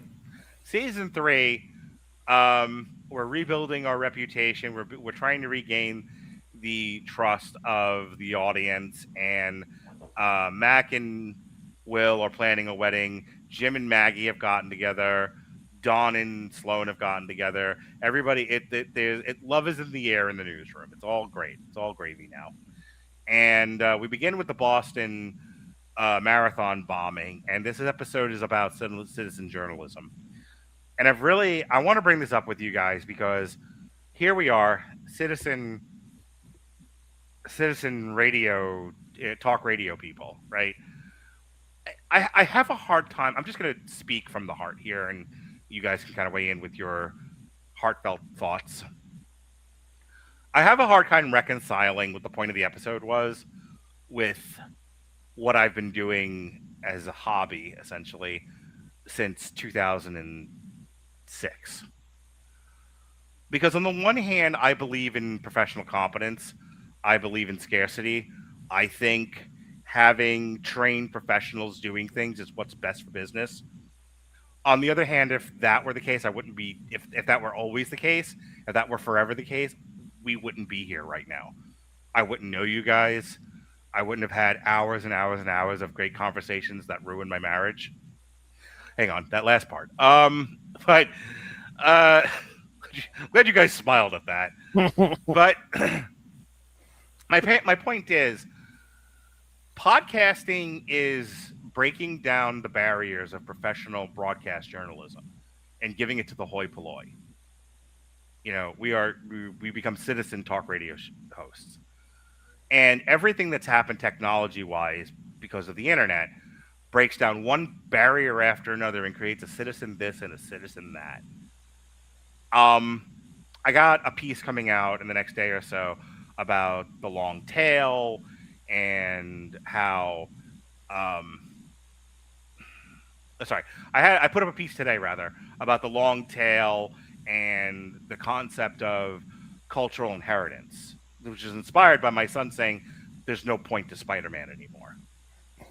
And what he meant to that is he doesn't find Spider-Man interesting, except that he does find other characters doing a Spider-Man type thing interesting. He just doesn't like Spider-Man because it's 50 million Spider-Mans now out there.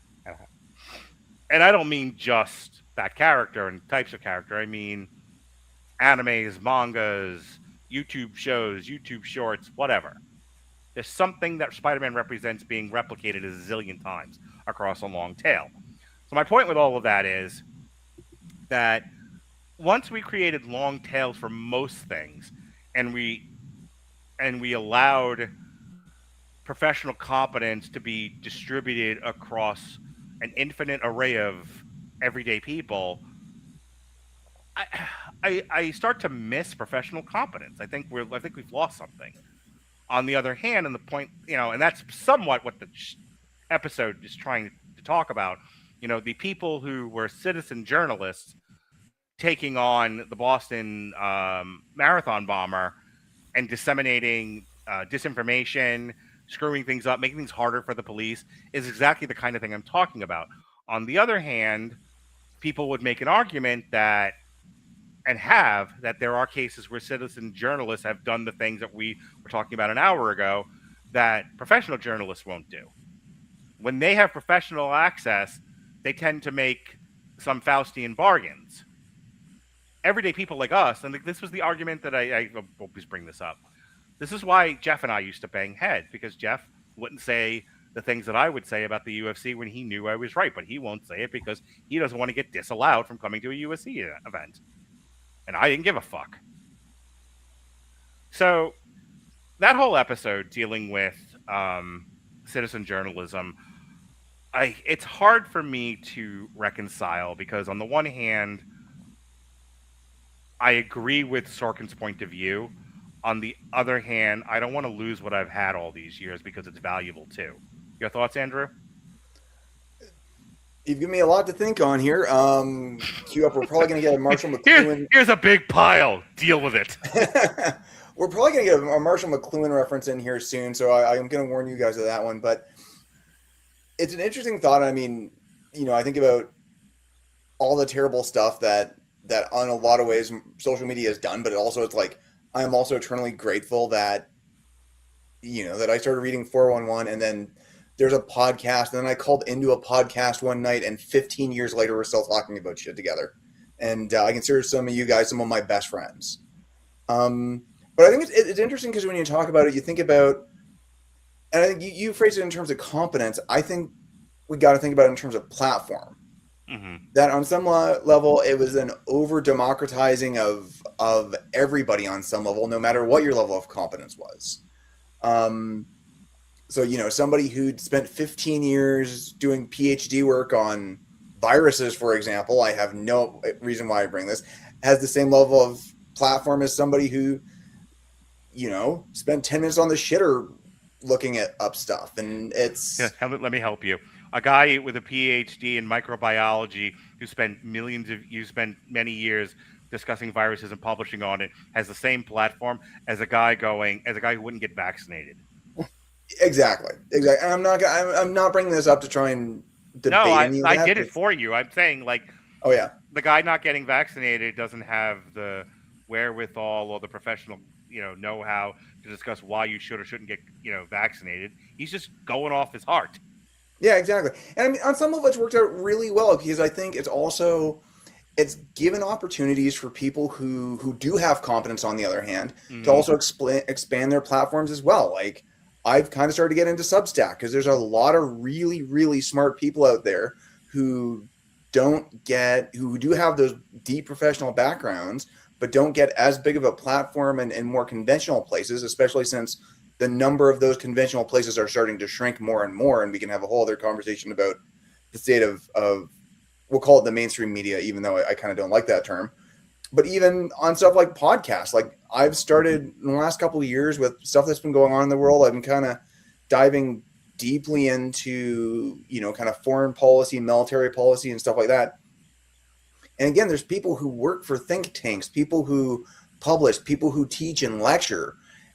And, under a normal system, they don't have that. But instead, they're starting podcasts. Yeah. I can go listen to that and get this whole other level of expertise that unless I was in that academic environment, I wouldn't have access to. So it's kind of 6 of one, half a dozen of the other on some level. It's a matter of trying to crack that nut of the platform being a platform versus the platform being a publisher. Here's the thing, and I don't disagree with any of what you said, but it still deserves a rebuttal. Imagine 3 singers, and they're all singing something different, but there's only 3 of them. Now imagine 100 singers, all singing something different. That second one is so hard to listen to. The first one you could at least decipher some things, pull some things out, etc. It might even sound good. Who knows? That second one is just noise. And for all the good, for all the a handful of podcasts that you and I both listen to, like the one Plain English. Plain English. Thank you. You read my mind. Like Plain English, like that's great. But how many Plain Englishes are there out there? Probably a zillion. Yeah. How many the towns are there? Probably a zillion. Yep. And so there was only so many hours in a day, and there's not enough to consume the amount that's out there. So there's a lot of great stuff being produced on an infinite shelf that practically nobody is engaging with. Jesse, hey, internet, find us. We've been awesome for 15 years. No, we're too smart for the internet. Jesse? This season came out in 2013. 14, I want to say. 14? Okay. I started my podcast, I think, in 2014. On whose network, Jesse? On the Radulich and Broadcasting Network. Damn right. And you mentioned the time thing. That really that kind of stuck out to me. Like, there's only so many hours in the day, and now we have, just infinite possibilities.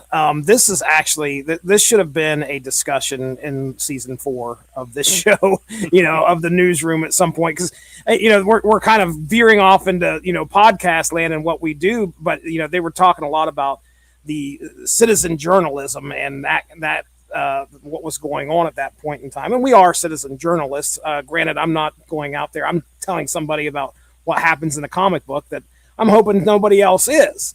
And that's kind of the thing. You're kind of trying to stake your claim on some kind of little piece of land on the internet. I'll never forget Drudge. This guy built a website where he was just going to aggregate little, news stories that maybe other people weren't picking up because they were against the grain of the mainstream media. And this motherfucker thought he was Edward Burroughs. Fucking with his hat, his fedora, and the press. I'll never forgive you, Matt Drudge.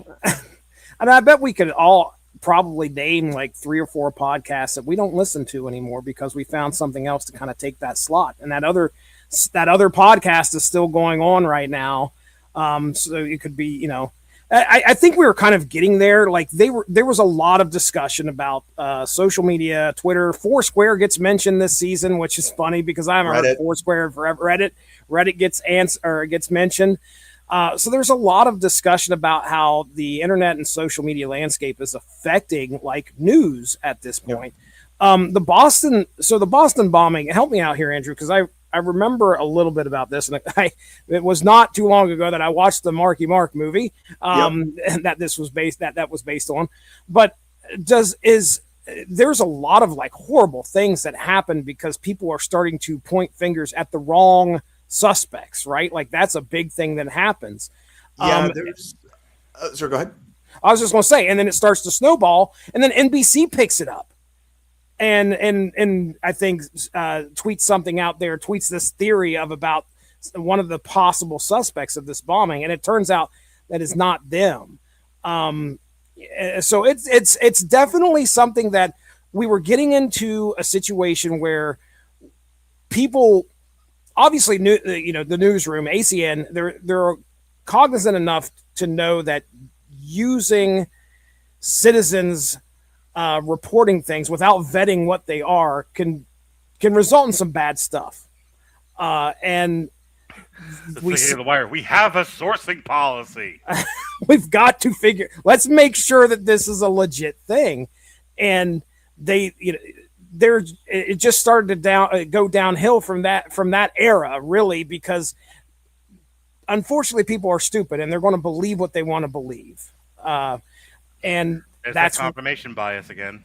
That's where the newsroom is starting to struggle at this point. They're trying to figure out, ACN's trying to figure out, how do we handle this problem?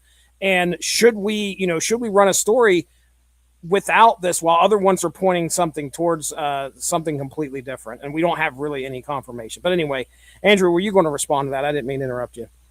No, for sure. And I think that's good. I don't remember all the machinations of how the investigation was disrupted. It's been a little while since I've kind of dove into the Boston bombing. The one thing, and they talk about this quite a bit, is the Sunil Tripathi story, which is where they had the whiteboard out and they talked about how this this story kind of blew up. That did absolutely happen, and there's actually a great documentary called "We're Looking for Seniltropathy," where they kind of go over this in like an hour and a half. They actually find the Reddit moderators who were on that thread where this all started and interview them. Oh wow! And they're literally like, holy shit, this thing got out of control fast. And it's also kind of interesting because on the one hand, you have, dramatically from the point of view of the show, you've got the citizen journalists who are kind of running a little amok. But on the other hand, you've got Newsnight who's actually trying to be extra careful about everything because of what just happened with Genoa. And they're trying... Hang on. Fucking Reese's response is just like, wait, everybody else is running coverage of the Boston bombing and they're still running something from like the Washington thing. He's like, sometime this year, fellas. Yeah, he's sitting up there watching it. And there's that line, it's like, because he had to kind of put his, and Reese becomes a more sympathetic character, but he has that line to Don where it's like, hey, Don, good way on being fourth on the report. I'm pretty sure my Aunt Edna with Alzheimer's knew it before you did. She was blind. I can't remember. It was blind or something like that. Yeah. That's a good segue into the storyline where Reese has a stepsister and a stepbrother that are twins. Kat Dennings. Yeah, Kat. Again, another. I hate the fact that Marvel movies make some people think that some actors can't act. Kat Dennings is a great actor, and she's perfect in her role in this scene. But they are heirs to the throne essentially, and they have had a shell company buy X amount of stock, and when they get their stock at the age of, I think it's 25, they will have a majority ownership of ACN, and they're gonna mothball the news agency because it doesn't make money or some shit like that. So Leona, who is Jane Fonda, is like, I'm gonna raise $4 billion, and I'm going to buy, and I'll buy their shares. So they agree to this. They're like, all right, well then we're $4 billion richer, and we don't have to deal with this monkey shines of a company. Cool. Leona can't raise the money, so she finds another buyer, and that buyer is, I don't know, Pruitt. I know that his name is Pruitt, but I'm trying to figure out like what modern day he's a tech bro. What he would be analogous to. Not quite Elon Musk, but. Mark, can I go for it? Because I've literally been sitting on this one all week. Yeah. A 43-year-old tech bro buys a news company and proceeds to blow it up. I have no idea about anything going on today that resembles that. Oh, wait a second. It's maybe not a one-to-one comparison, but it's like, man, this is ironic in timing. Okay, so we're talking about Elon Musk then. No, I'm talking about David Ellis. Oh, that's okay. This is the Paramount thing? Yes. Okay. All right. CBS. Yeah. Literally, I think as I was watching through the show, I sent Mark, and I might have sent it to you too, like the interview with Scott Pelley the day after he got fired from 60 Minutes. It's like I said, it's not a one-to-one, but man, is it ever bizarre that we're talking about this at the same time this is happening at CBS. Right. I was thinking the same thing. I was like, man, I could feel that all over this. So I'm 50 years old. I'm an avid internet user. I'm a podcaster. I'm a TikToker. I'm a real live toker. And I'm a joker and a smoker. And I'm not the guy you point to that says he's a Luddite, who doesn't like the internet. That's not really who I am. But I am skeptical. And it's because of what's being editorialized, talked about in this show, where you have this tech bro who's like, I'm young, the news as an institution is old. It needs to be rehabilitated. It needs a fresh coat of paint. We need to get the youngins involved. We need to make it hip. We need to make it cool. We need to make it wild.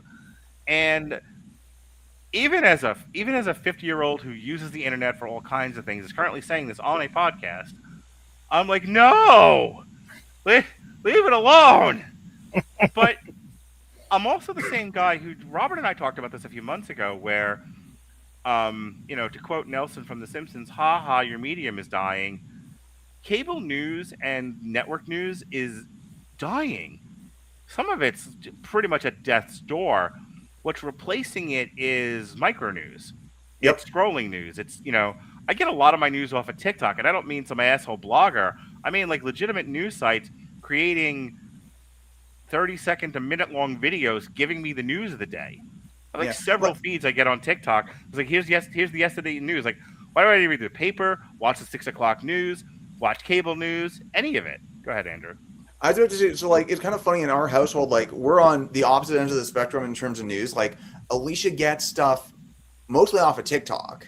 Right. And some of that stuff's really good. And then I track them down, find their podcast, start listening to their podcasts. So one other thing I'll add on is that I think one thing, I don't think it was ever the intent of the show, but I think it was something that never got talked about on the show or could have been talked about in the nature of the show, is 24-hour news channels a good thing?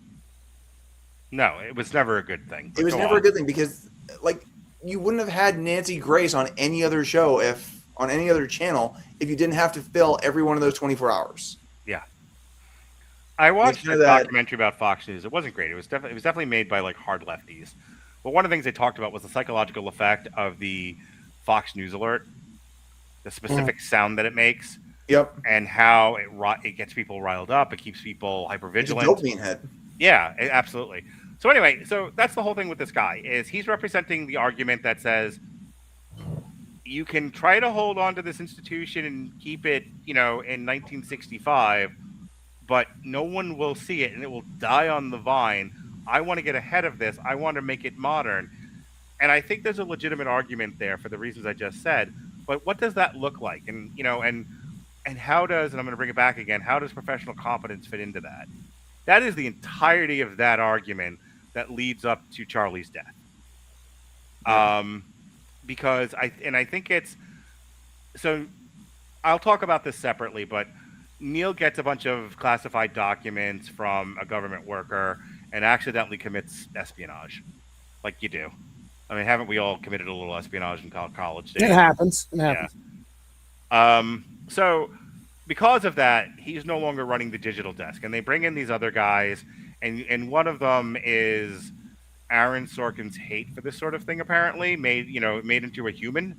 An effigy, as it were. He's So a here's golem or something. I big, don't. fat, curly-haired nobody who is doing everything Aaron Sorkin hates for the purposes of the storyline, and he creates an app that basically people can like tweet celebrity whereabouts, and it's the Gawker thing, it's the Hogan tape, it's all of that kind of stuff, and Sloan gets him on the show and eviscerates him for it, which causes Pruitt to come out of his office like, what the ever-loving fuck, and Charlie going, for the love of God, I'm trying to keep us together. I'm trying to keep the band together.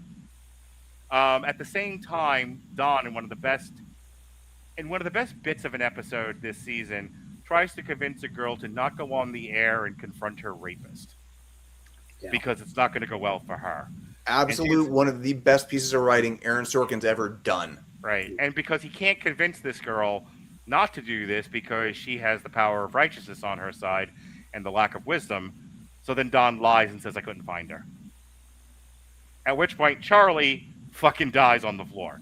Hold that thought. But that's like the whole thing with the Pruitt storyline is we're gonna pull ACN into the 21st century if it fucking kills us. And everybody is like, this is not the way to build a railroad. It's one of those. I'll stop here and kind of explain it this way. I'm not against progress. I'm more progressive than I am conservative.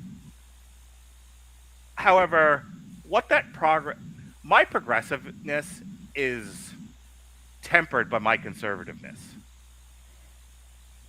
I'm not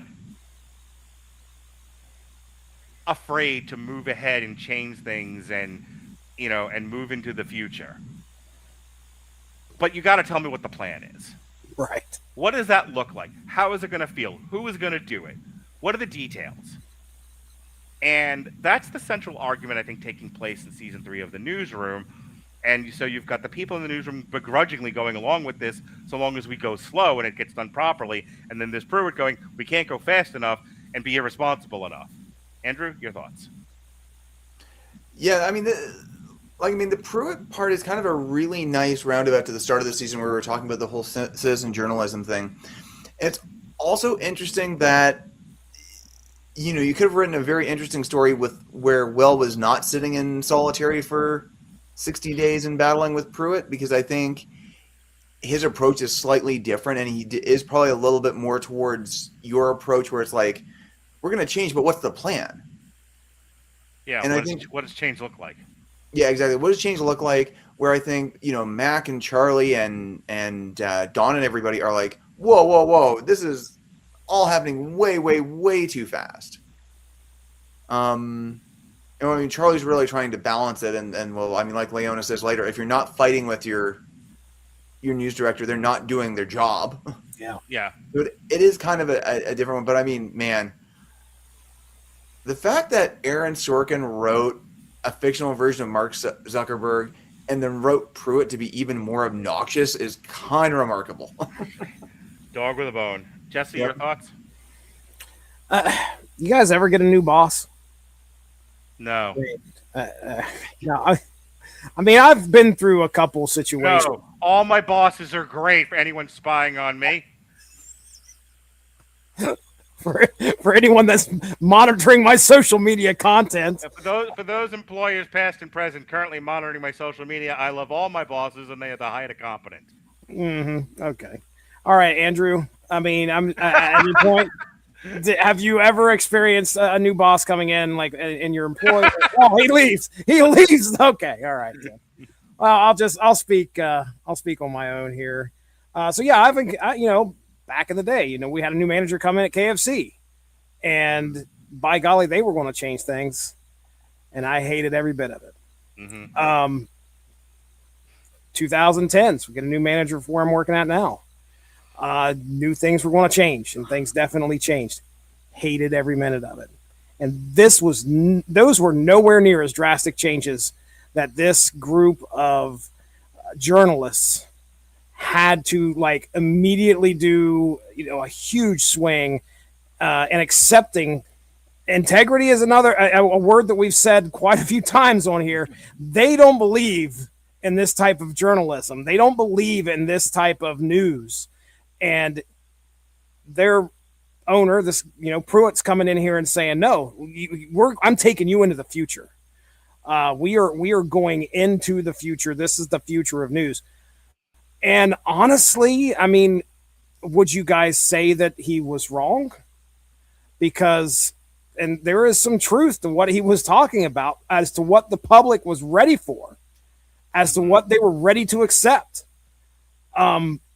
So I don't think Pruitt was trying to drag this newsroom into the future, and it was a big, big change. And of course, these guys are going to hate it. And it is so hard to try and change, your core being, so you can go along and actually remain employed. And, oh my goodness! Thank goodness Sloan did what she did by bringing that guy on there and just slowly taking him apart. Made him feel like a pig, boy. Just deadpan every question that she hits. It was great to kind of watch that and watch him struggle. But yeah, it and it ends up killing the oldest guy in the building. This guy drops dead. He can't, and it obviously shows you that there are these types of struggles. There is one, Andrew, you just talked about that's happening in real life today. What is that? What is that going to be like for those people? Oh, I mean, assuming they still have jobs, who knows? I mean, whatever's written into the contract, they just come in there and clean house. That's a lot of times what you see. Yep. So the Scott Kelly interview was interesting. I'll put it to you that way. Okay. In the interest of time, we got a quick talk about the Neil Will story. So the setup, and I'll say this as quickly as I can. Neil is contacted by an anonymous source that says, I want to send you documents, get an air gap computer. Will gives him his Amex black card to go get the computer, at which point he has sent the documents, and it's a bunch of classified and unclassified documents. Neil then tells the story to Reese, Charlie, and Will. He has to repeat it several times, and in one of the repeats, he says, I asked him to send me more documents to prove that he was real. This is informed by what happened with Genoa.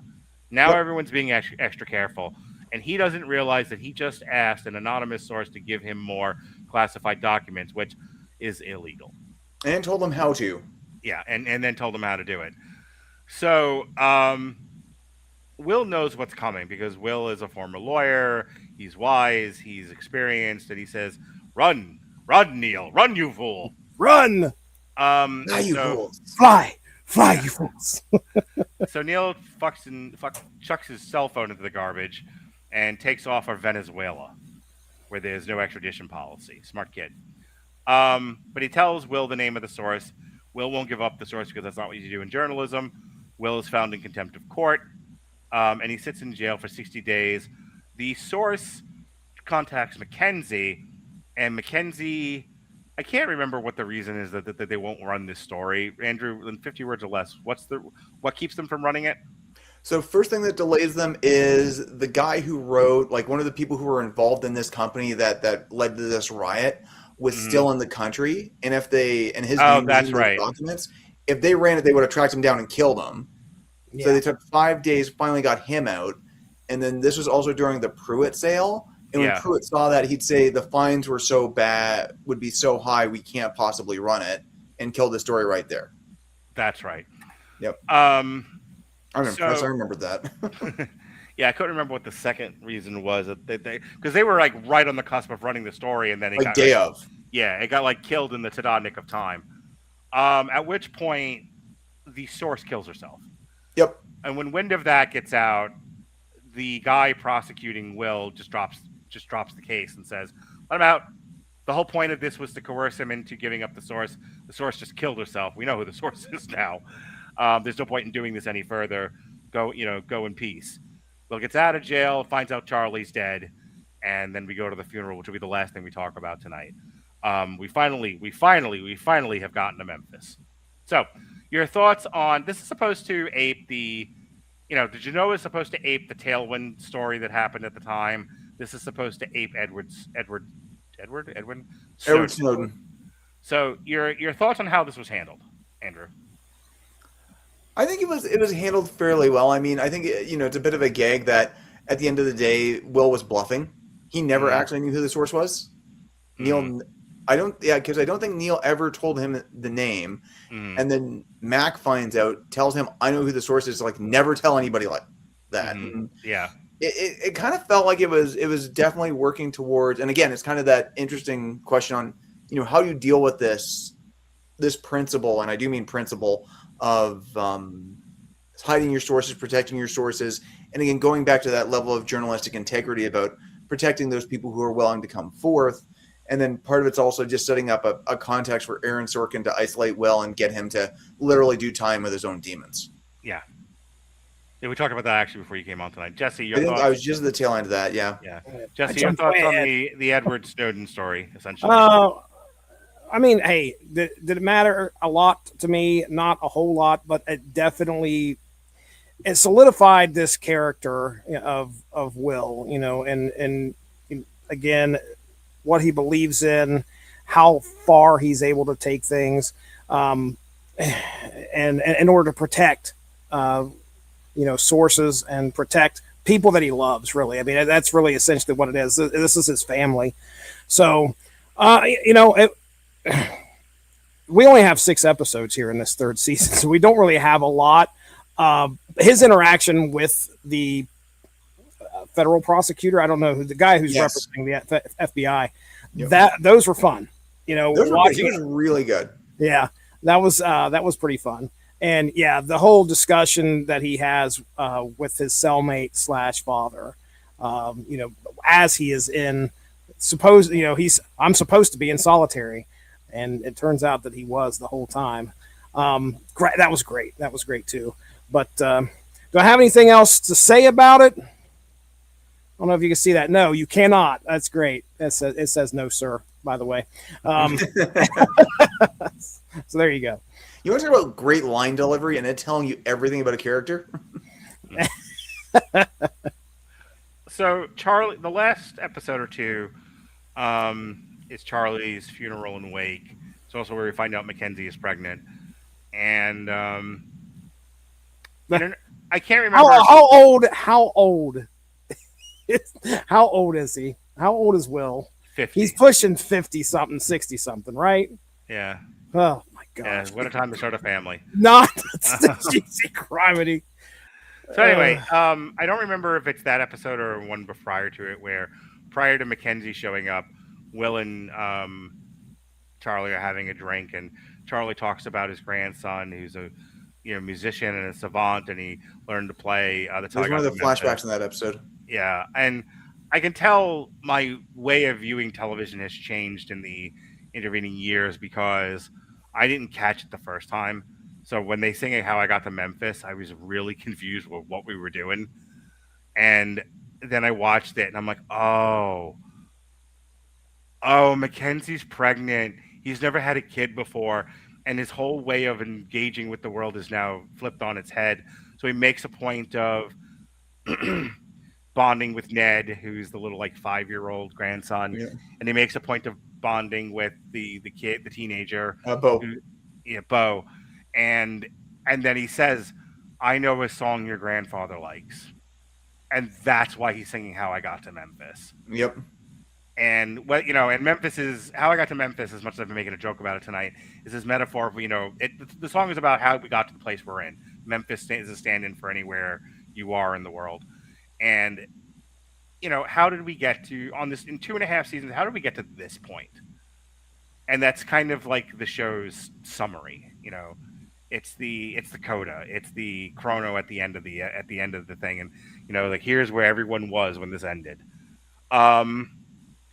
It didn't hit me the first time I watched it years ago. Watching it now at my tender age of 50, and with all of the references I'm getting, and it being a lot more clear to me what's happening in that scene, I cried pretty hard. I like the Charlie character. He gets to be a bit Jack Sparrow there towards the end, where he's just fucking just flailing about like the Scarecrow from Wizard of Oz. But I didn't dislike Sam Waterston. I didn't dislike the Charlie character, but I wasn't connected to him. And then, but something about the wake scene, something about Will seeing that there's bigger things in heaven and earth, Horatio, and taking fatherhood seriously. And like my dad's not a bad guy. He wasn't a bad father either, as much as I kind of goof on him and myself. But it doesn't matter. It doesn't matter. My father was the best father on earth. I want to be better. I want to give my kids the best life that I can possibly give them, be the best father I can be to them, and be better than my own father was.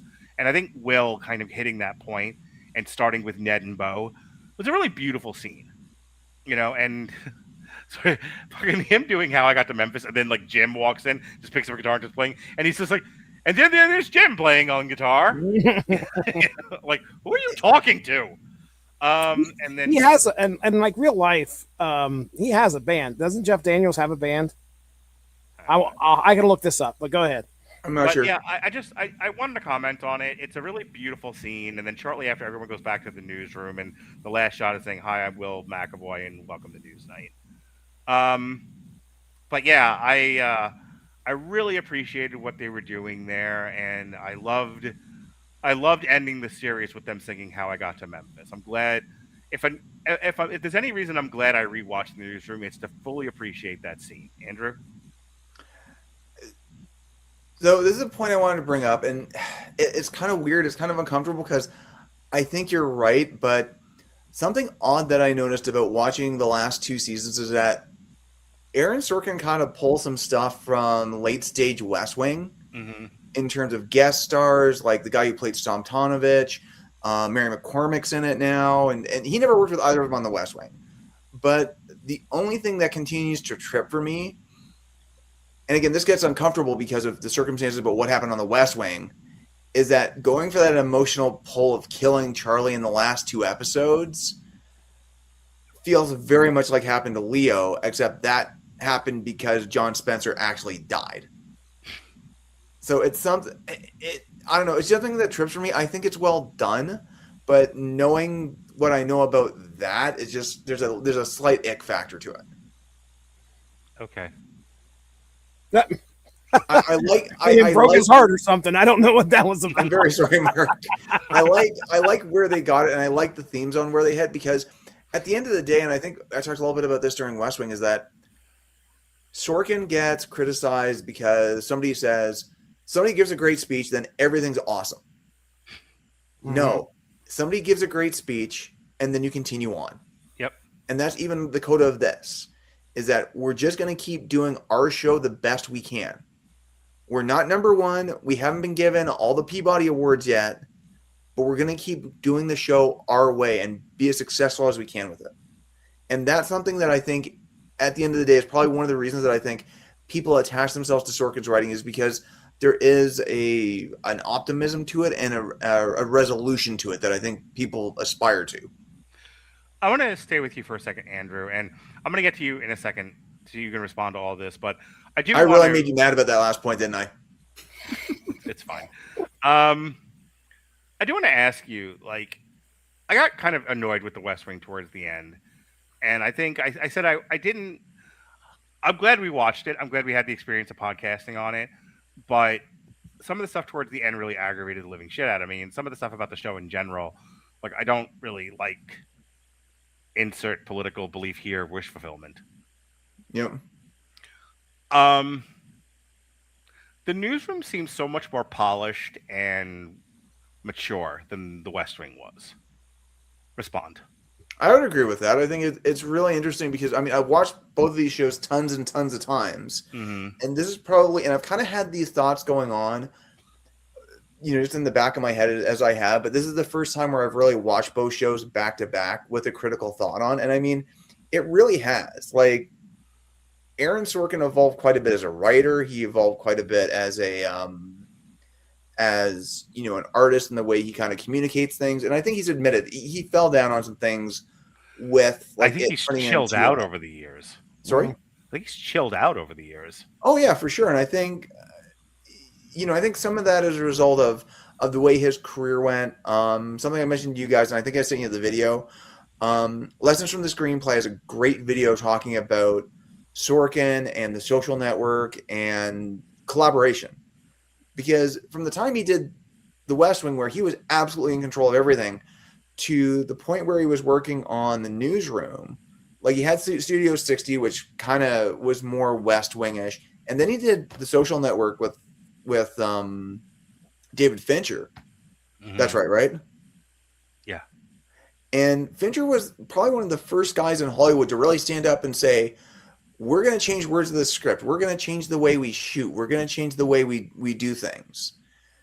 And again, that Lessons from the Screenplay video goes into a bit more detail, but it really did force, I think, Sorkin out of his comfort zone. And I think he actually learned some lessons out of it that contributed to the Newsroom being a more mature show.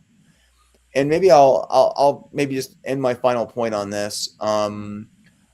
It's been kind of interesting the last few years. There's been a big uptick with the West Wing and kind of its popularity, even among people who never were around to even watch it initially, because I think people were looking for that kind of catharsis out of politics again after the last 10 years. I kind of wonder if the Newsroom is not going to see the same kind of revisiting in the wake of a lot of things. Again, even talking about what we talked about tonight with CBS and things like that. And I think it even though, again, the show and Newsnight isn't necessarily successful, it has that call to stability and that call to optimism that I think people might be looking for in the same way the West Wing did to politics. So I think maybe we'll call that my piece on the Newsroom. Jesse, the last bit there, the How I Got to Memphis song, your final thoughts, and then your notes. Oh, yeah.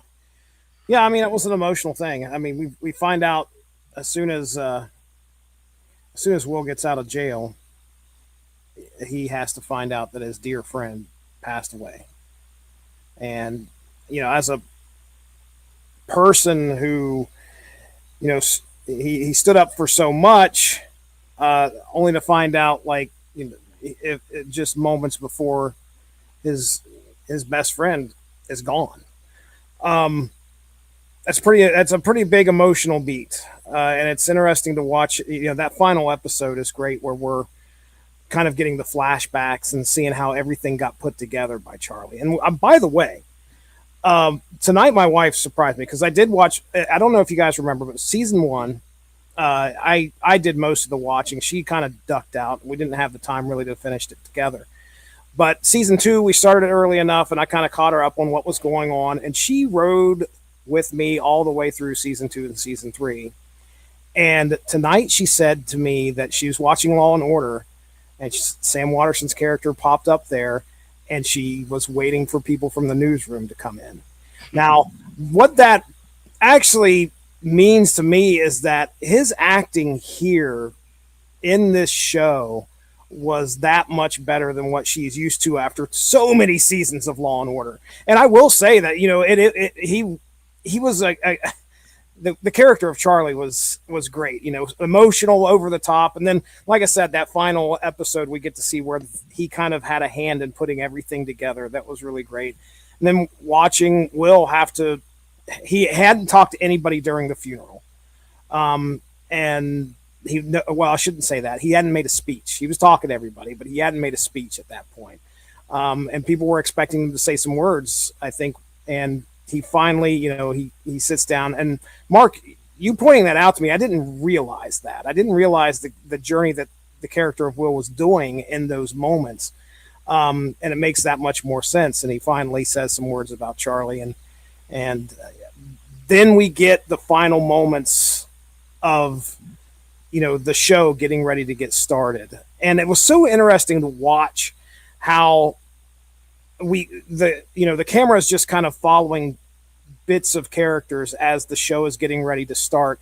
And you almost can't make out the conversations people are having, which I thought was a great way of spinning this. Like there's a conversation happening. Jim's over here talking to somebody. You can barely hear what's going on. And then you kind of follow it through, and you can barely hear who Don's talking to. And then everything kind of boils down. The lights come on, and I think, you know, it's Will.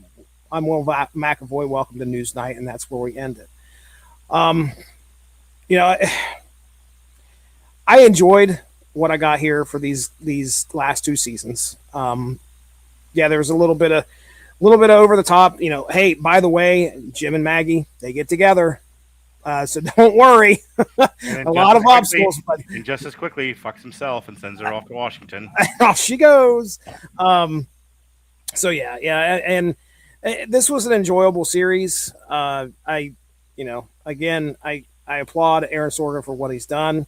Glad I had the opportunity to watch it. So that's kind of like all my final words there. I'll get into my notes here, just specific little things here in a second. I don't want to take any other time up for you guys. If you guys have anything else you want to say. No, man, we're waiting on you to take us home. Oh my goodness. By the way, Jeff Daniels does have a band, and I'm going to give you 2 guesses as to what the band is called. You only need one, and that is the Jeff Daniels Band. And John Gallagher Jr. was on Broadway. John Gallagher Jr. was on Broadway. He did the Broadway production of American Idiot. Okay, all right. There's actually a documentary called Broadway Idiot that talks about it. I've never seen it, but I do know that, like, if you look up Tony Award clips from that year, he's like on Broadway doing songs from American Idiot. That's awesome. As a Broadway production. That's awesome. All right, so here we go. I'm just going to whip down through these real quick, and I don't have a note. There were a couple episodes where I didn't take notes because I was that invested. But going from season 2 to season 3, my first note here is I make nerds look good, and that is Sloan Sabbath. Sloan Charlie was so good. Episode 2, I have 7 minutes of closets, which I don't know. I cannot remember. I think that's something that Will says at some point. But anyway, there's also a mention of Foursquare in that second episode. That's where they get upset because they're wanting to put a Twitter scroll on the show. And they're like, what? A Twitter scroll? A what?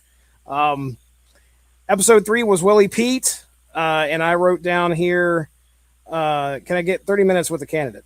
So you hear that quite a bit. Episode 4 was where Jerry was trying to, he's still trying to get this news story together, and he needs a miracle. and the girl from Occupy Wall Street walks out with a contact form like right after he says it. That was a great moment. Episode 5 is the whole Sloan scandal, and I'll tell you that moment where she like walks in and punches that dude like in the face. Great stuff.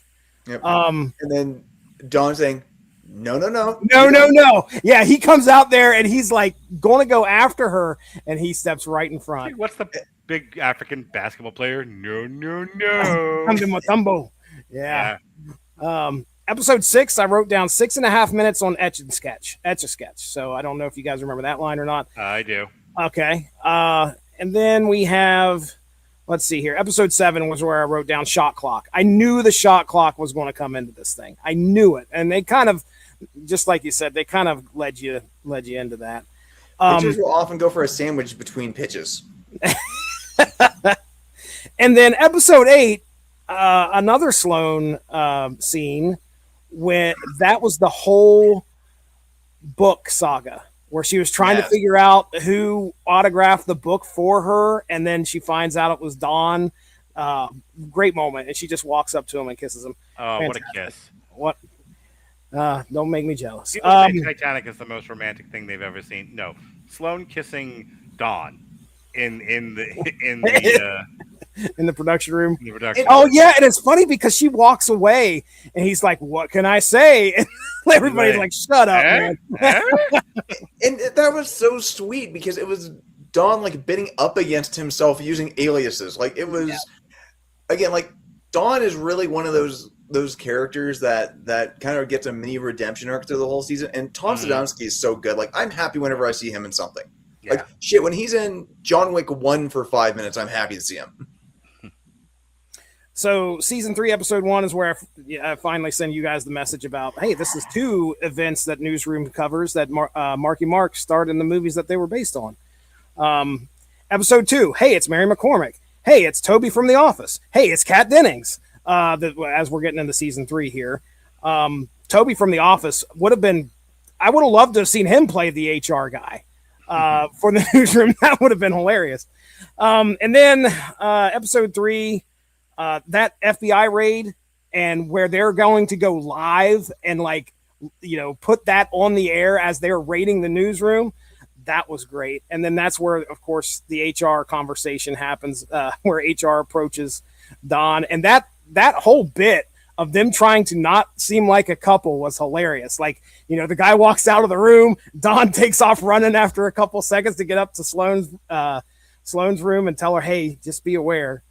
Let me see what else. Episode 4, I just wrote down here, we were leverage, which, this is where they find out, Sloan, I think, finds out that so-and-so's not buying the company or buying the stock. It was somebody else, and they were actually using them as leverage. I have one comment on that, this whole like corporate shenanigans thing. The morning show, take notes. This is the right way to balance this storyline as opposed to making it your entire storyline. I eventually want to go back to the morning show, but one, I don't know who's got Apple TV, or I guess, Jesse, you put on your pirate hat and sail the high sea, so maybe you can still get it. But that's on my short list of shows to revisit and watch all the way through. Who's in the morning show? Steve Carell and Jennifer Aniston. And okay. Reese Witherspoon. I got about part way through season 3, and then I think our free trial ran out because we bought a device. But I've also heard season 4 gets weird. Okay. Oh, yeah. Okay. And then episode 5, I didn't have any notes on episode 6 for some reason, but episode 5 I've already talked about, where we find out that the man in the cell was actually Will's dad. And I think that was, like I said earlier, that was probably one of my favorite moments of this whole series, is his conversation with this man as you watch him. And then you realize that he's just working shit out with his dad, which is pretty crazy. So great stuff. His dad, by the way, who died earlier in the season while he was on the show. Again, more emotional. Character had to go through, Will's character had to go through a lot. So there you go. That's it, guys. Well, that is our review of the Newsroom season 2 and 3. The Torture Jesse tour proceeds next month. You know what? You have your girlfriend. Your girlfriend can do the Imaginal Digital Circus with you, but with me, you do K Street. That's- I'm curious as to how different those shows are. they couldn't Let's be see. more dissimilar. So K Street will be July 9th. If you don't know what K Street is, it's one season of television. K Street is a 2003 American television series about the lobbyists and politicians in Washington, D.C. It was named for a street that is home to many lobbying and legal film firms. The series aired on HBO from September 14th to November 16th of 2003. It's a comedy drama. It's created by Steven Soderbergh, directed by Steven Soderbergh, and it stars James Carville, not an actor, Mary Madeline, not an actor, John Slattery, Mary McCormick, and Roger Guinevere Smith. One season, 10 episodes. Jesse, you're in for a real treat here. Fantastic. If the Newsroom was way too, dramatic for you, wait till you see K Street. Okay. Other TV party tonights that I give a shit about. We have The Bear season 5. That'll be July 16th. Good Omens. It's basically just one episode or like a TV movie. That'll be September 17th. Star Trek: Strange New Worlds season 4 will be October 15th. Ted Lasso, against my better judgment, season 4 will be November 18th. And then that'll be it for a little while at the very least. I have 2 scheduled for like next year, but we don't have to talk about that now. And then, of course, Alexis is doing the Amazing Digital Circus. I'm allegedly still reviewing Bonding seasons 1 and 2 with Kat if she ever comes back. So that's what's going on with TV Party and Torturing Jesse. This past week, we reviewed Disclosure Day. There's a TikTok up on it now where I explained why that movie did not hit the way that it should have. This Monday is Toy Story 5. And then a week from tonight is our second Queer Cinema Pride triple feature. We're doing a Luca Guadagnino focus. We're looking at After the Hunt, which came out last year. Queer, starring Daniel Craig, and I Am Love, as what people have often told me. They say, Mark Radulich, you are in fact love. But I'm not as much love as Andrew Graham, who rolls around in his pajamas. I am not doing a whole lot of rolling around in my pajamas right now. I left off the men part, okay? I just said you were rolling around in your pajamas.